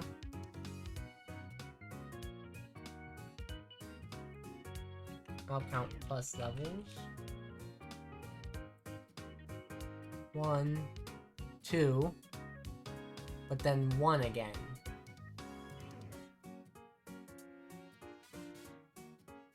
Okay, so that's not going to be the route we want to go.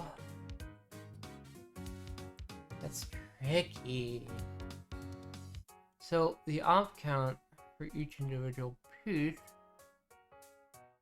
the total op count it detects is 3, right? We got 1, 1, 1. So 1, 2, 3, 4 it should be detecting, but it isn't, I'm noticing.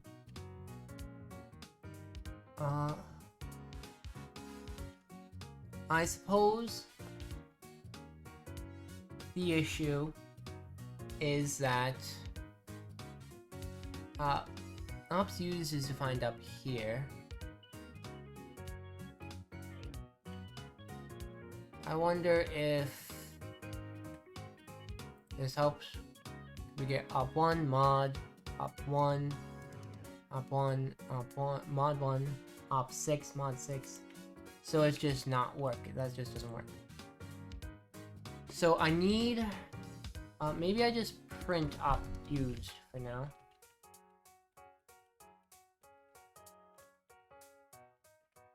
Right, because I gotta see this. So 1 and then 2. Okay.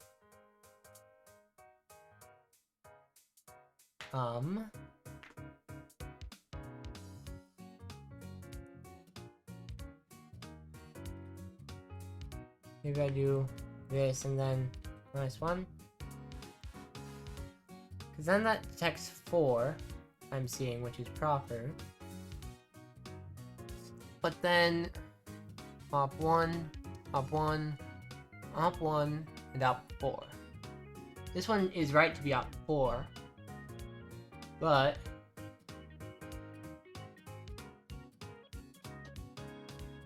what I might say is to copy, or maybe just remove this from here.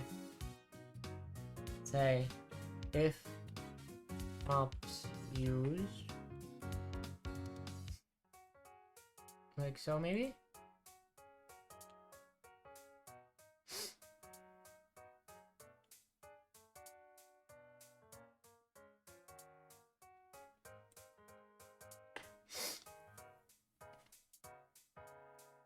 I guess then, since ops used is defined up here in this, yeah, I guess.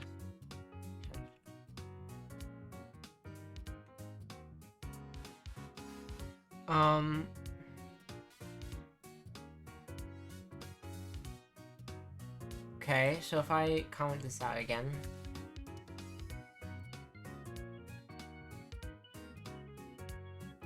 I feel like I need to input the current op count into here, right? And then we'll just call this additive again. But then down here, we'll want to start at 0. Maybe we can say plus additive, maybe? See if that does the thing. 1, 1, 3, 3. So here's the issue. It starts the groupings and it doesn't have a current operation count, right?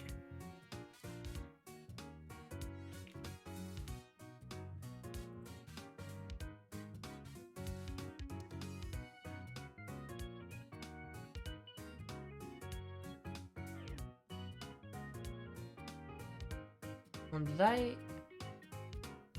don't know why this is saying op 3 now when this is op 2. I'm okay, I guess, with going mod, but then I'd want this to be mod 1. Maybe I just go like this.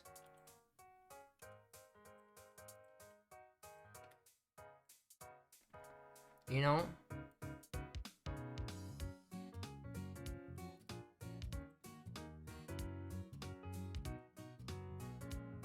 It's tricky. I don't really know. A dot group D comma group B comma C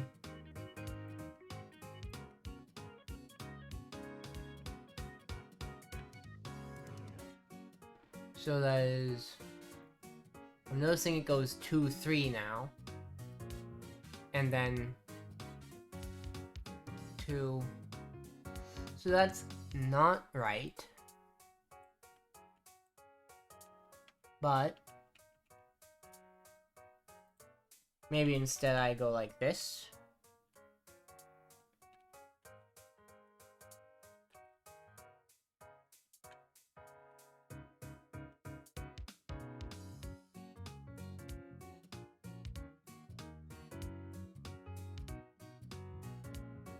You know? Which would be the exact same, I think.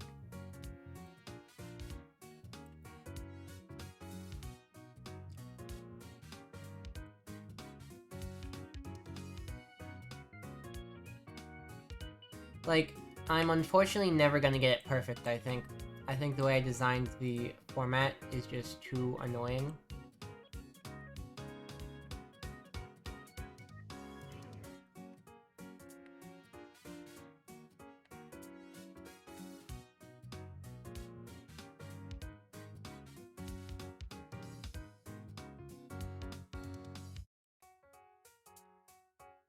But now we have mod 1 and then mod 3.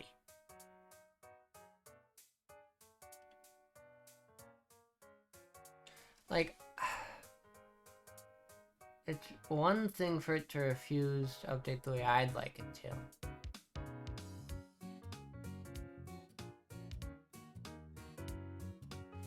I wonder if our... not this one.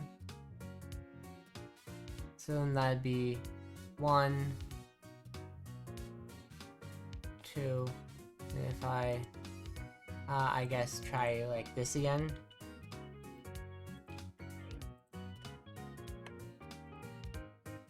So that's op 1 mod 1, op 1 mod 1, 1 mod 1, op 2 mod 2.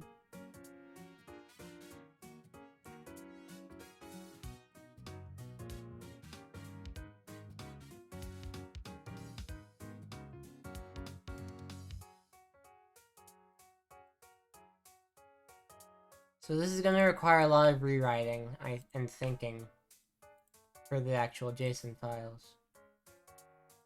But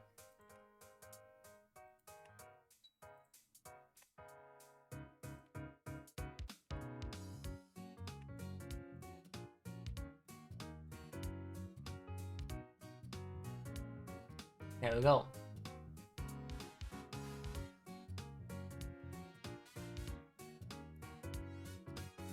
Right? Because then we have A, 1, and then inside is 1 and 1, 1 and 1, and then 2.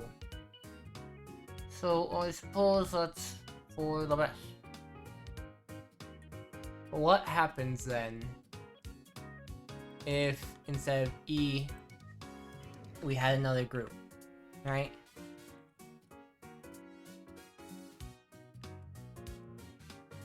And then we have like E comma F.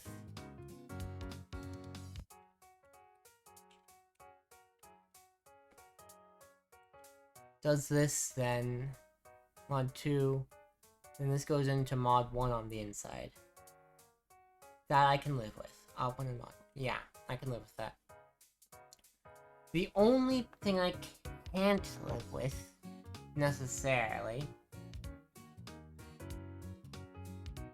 is that this number is wrong.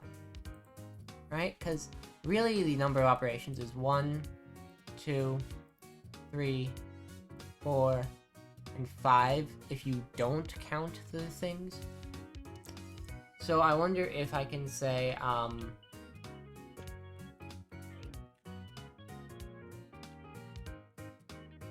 total up count. Because this up count was supposed to be the total, but I just can't get it to work proper. Or at least not the way that I'd like it to. So we're going to instead say...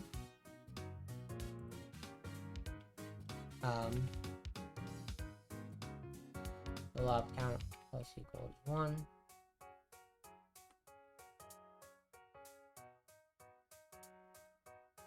And then we can say...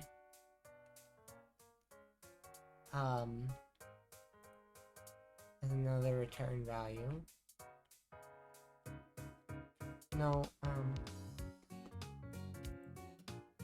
I guess we'll just have it print here. Alright, so it's 2 right now. Then if up here, use perhaps? No, it's 4. Plus 1, I guess.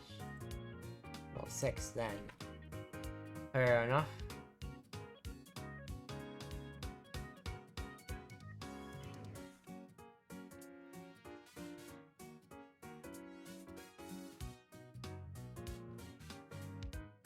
Like, it would be so convenient. Oh, I see you're lurking, Grace.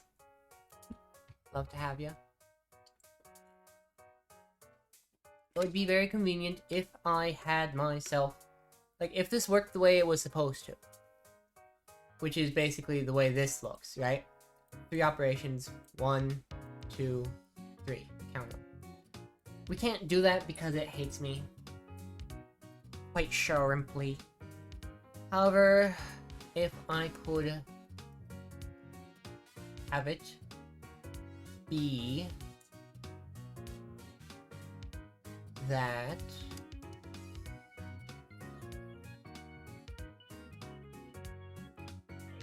so right now it thinks that it's 4. I wonder actually if I just like get rid of this and bring back this one, what happens again? Oh, right, forgot. Cause up 1, then up 1, and then up 1, up 2, up 1. So it's actually done nothing. If I do it like this, then it just goes 4 and 5 out here.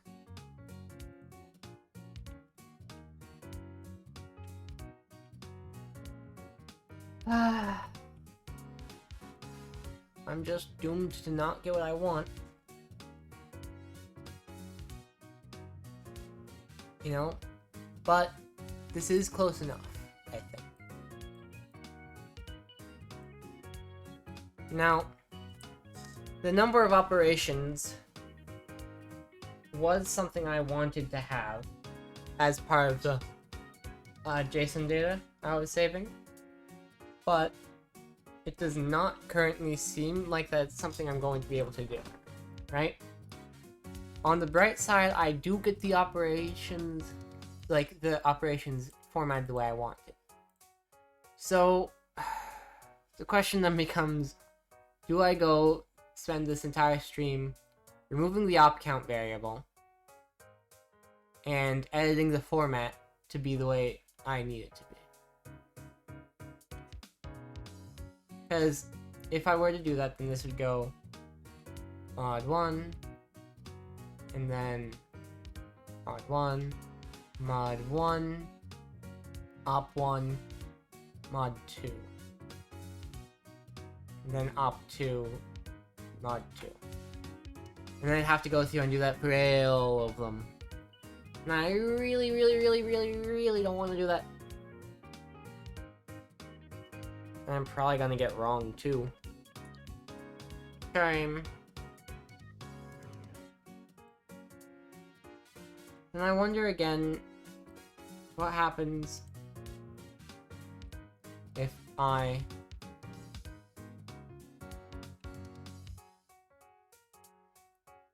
use this one?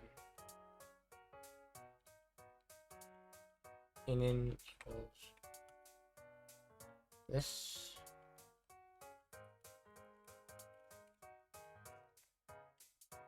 And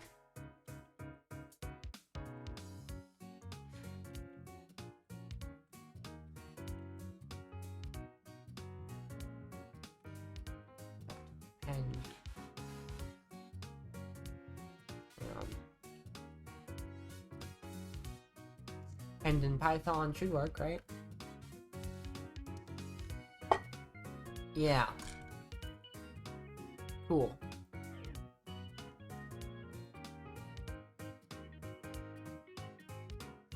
And then I guess I will have to take this away again.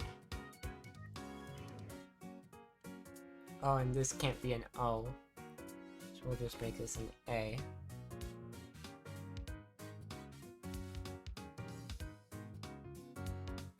So the op 0 is why are these all zeros again?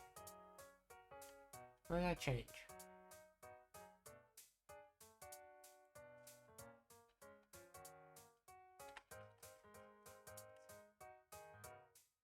Should this be plus 1 again? 0, 1, 0, 1, 2, 3. I'm so lost. Well, actually, what I can do is I can go back to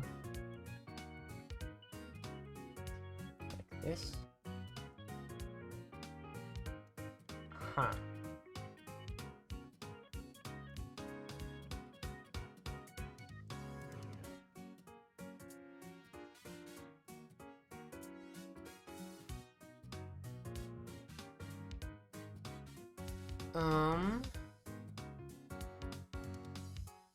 So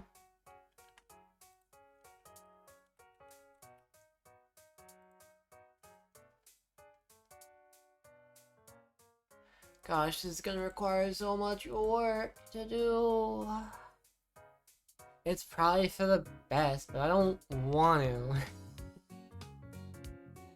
Like, I just don't, you know? I really should come up with a way of automatically doing it. Actually, I can. I can quite literally just make... If I get this working, then I can make a list of all the ones I need. And then all I'd need to do would be supply it with that list, and then it would do it for me. So it won't be that bad if I can get this to be the way I want. Now,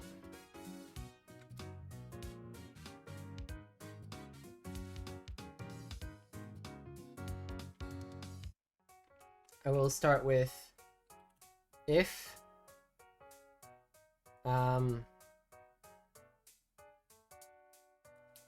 same as down here, really. If base not in current operations. You know?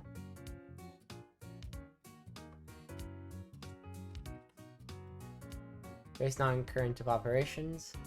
Then we'll say this is like so. Base is empty. But then that makes base always empty for all of them. Bleh. That doesn't work.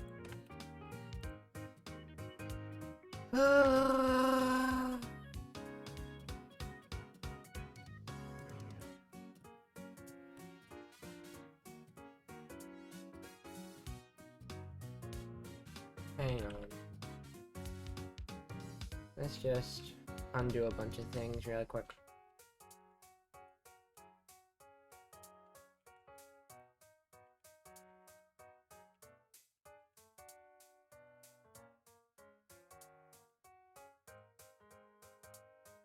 Let me just make sure this is correct.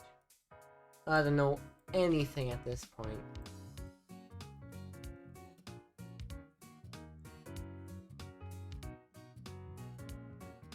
Bing. Bing. Oops.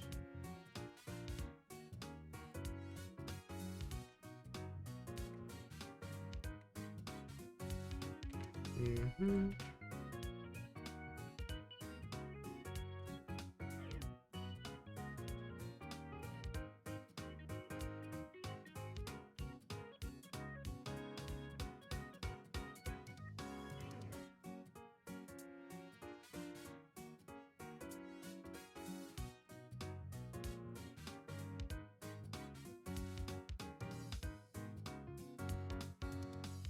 Okie dokie.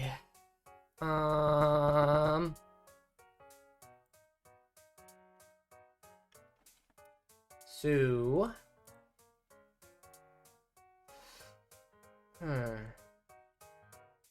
Whoops.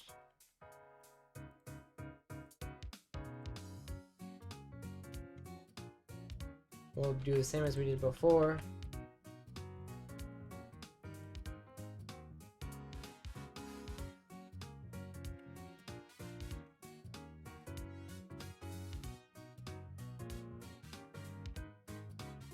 Close blanks. Then which are in and sure. Cool. Then this thinks there are 0 operators in this, which is weird.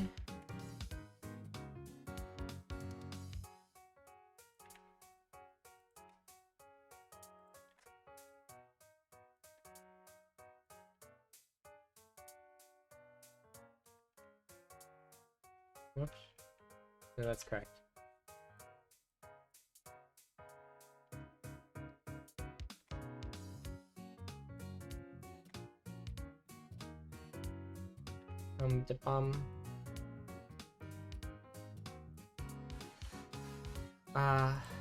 Oh boy.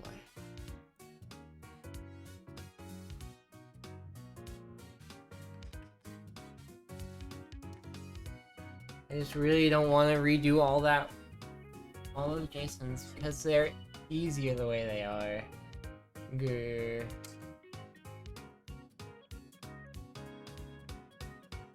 So, what I'm seeing here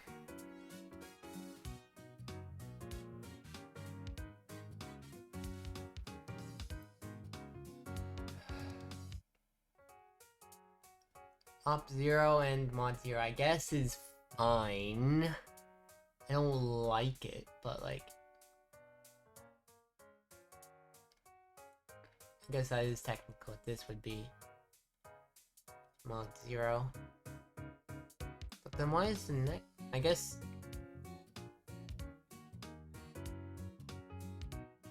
Well, no, because this one should be a comma.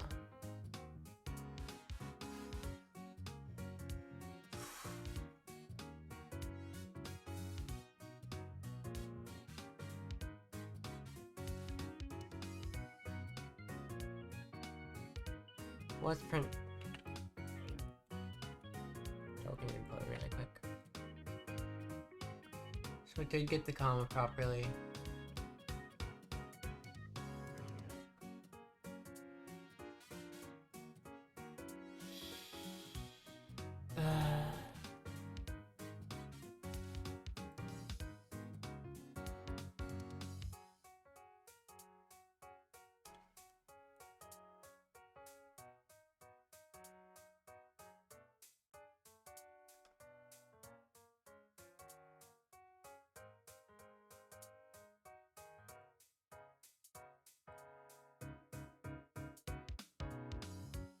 What if I put this here instead?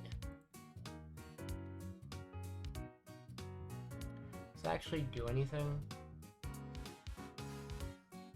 No.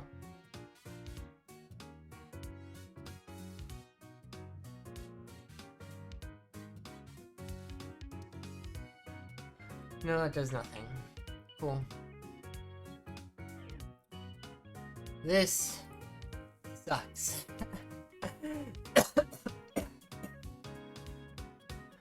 Like, oh, ugh. Okie dokie. So, like, I really just want to start over on all this, but I know that's a bad idea because we've made good progress so far. You know? Let me restart on all this. Right?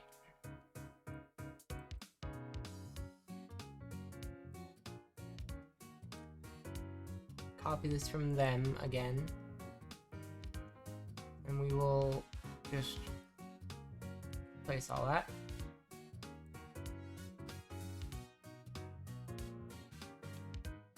Right.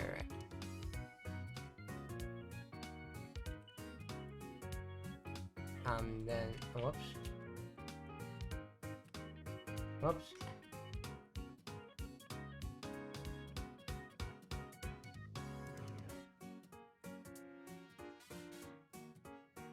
Boink. Okie dokie.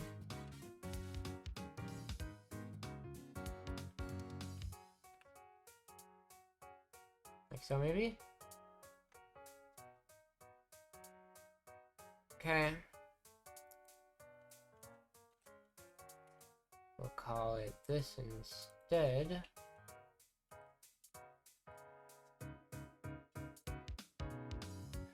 So if we do this like from scratch, basically, because I don't know what I'm doing, and I feel like starting over from what they gave us is their idea. I feel like I got too convoluted there, you know?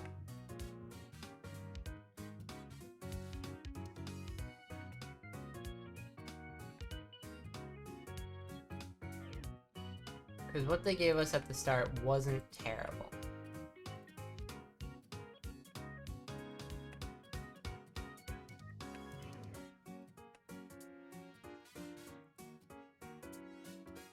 Like this. That is technically correct. I guess. In a way.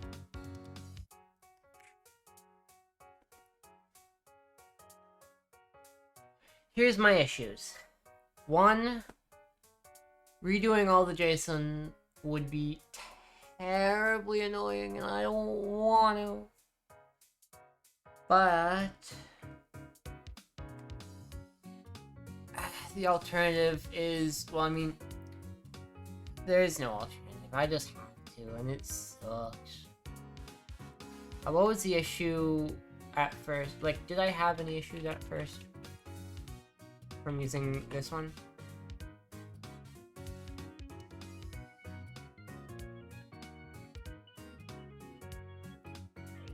I mean, aside from it giving me the completely wrong total op count number, I don't remember. We've got our base, first mod, space, mod, base, comma, mod.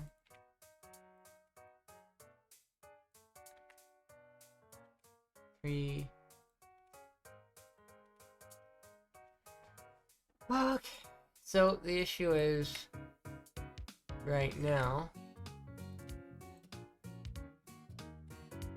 I think that this didn't work.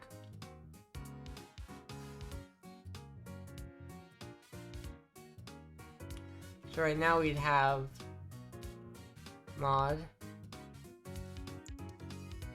Oh, and I'm also seeing that,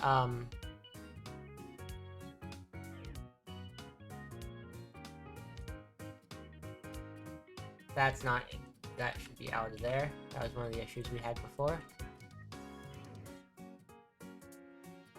So we have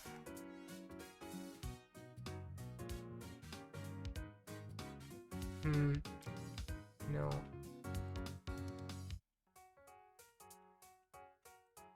I think we were supposed to have an op count plus 1 here.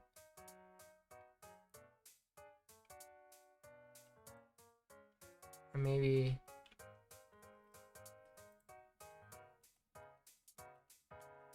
like that.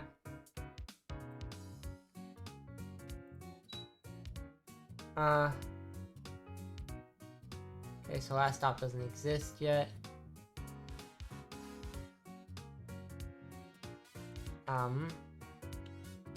I realize I am insane. 1, 1, 1, 2, and 3.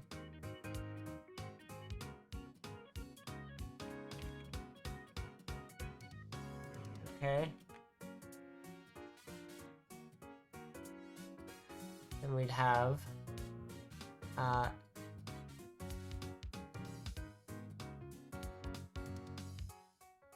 so these here, I believe, put those there, potentially. Base, and then op 2, op 2, op 4, 4. Okay, so it is being incremented twice.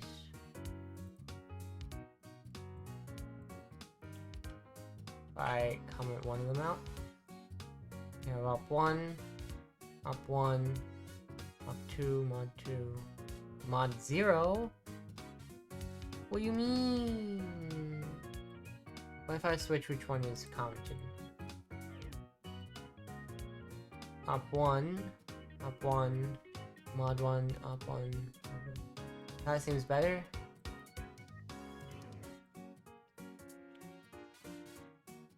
Let's find out.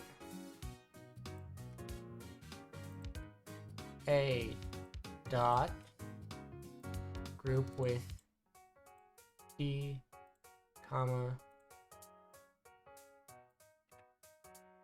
group B, C. Alright, problem 1. This one doesn't have that. Then op 2 dot group with E, F, which also doesn't have one. Okay, so we've dropped 2 commas. But maybe that is because each of those already had mod in it.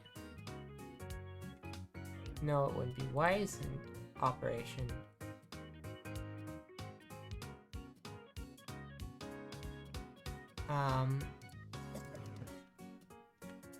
Maybe I just need it in both places.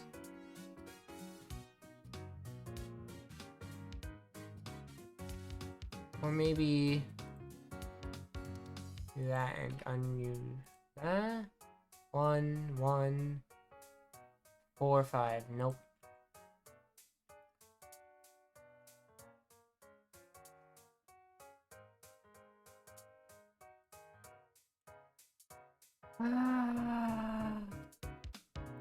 Maybe I go back.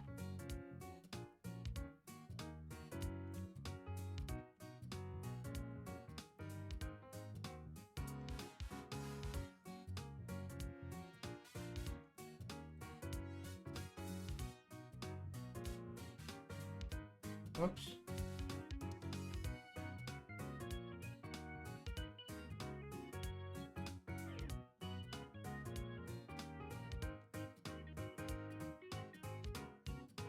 Last time I was relatively certain about something was like here-ish.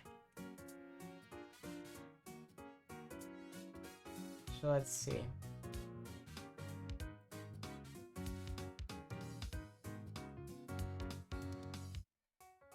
I'm so lost.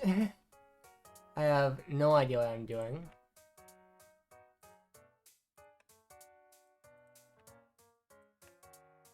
I very much thank you to Hatchbear for helping. I'm just completely not smart enough for this.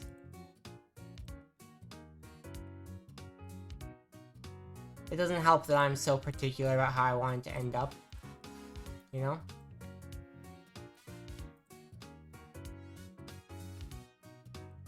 Like, this is close to correct, you know?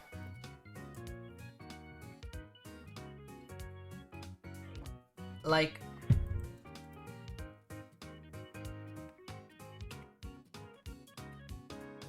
Oh, that's right, you can't do comments in JSON, I forgot. But for this, for the input that is all this,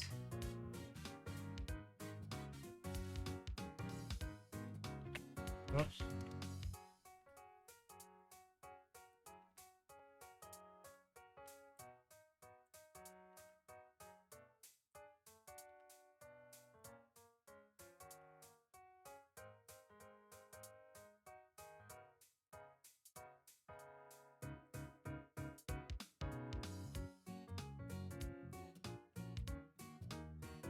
B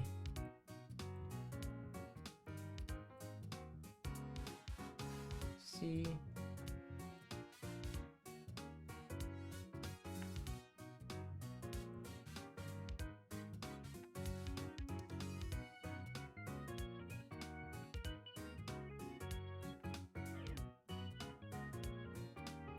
Right, so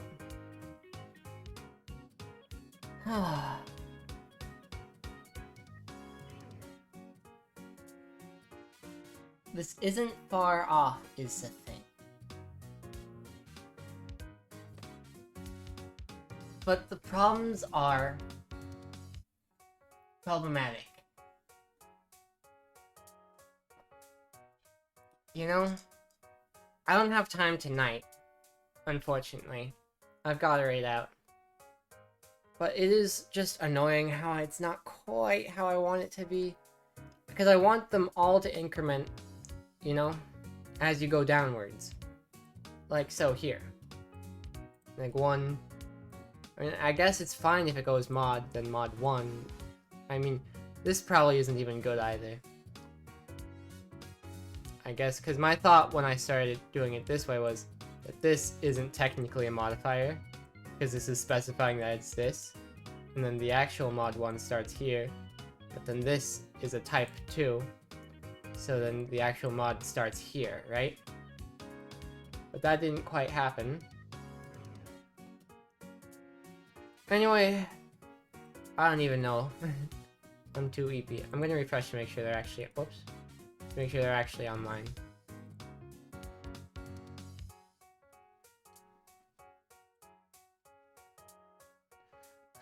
But yeah, it is quite shrimply. Skill issue on my part. I have no idea what I'm doing. Is anyone I know on? Yeah, we got some.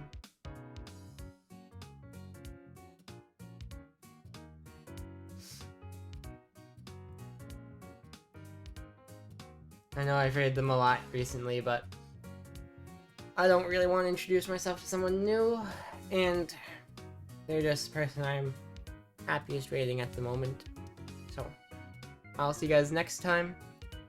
Hope you had a nice time. I did. It's just that this is really tricky, because I need to go recursively, but also keep adding the number. That's hard for some reason. But yeah, I'll see you guys next time. Bye!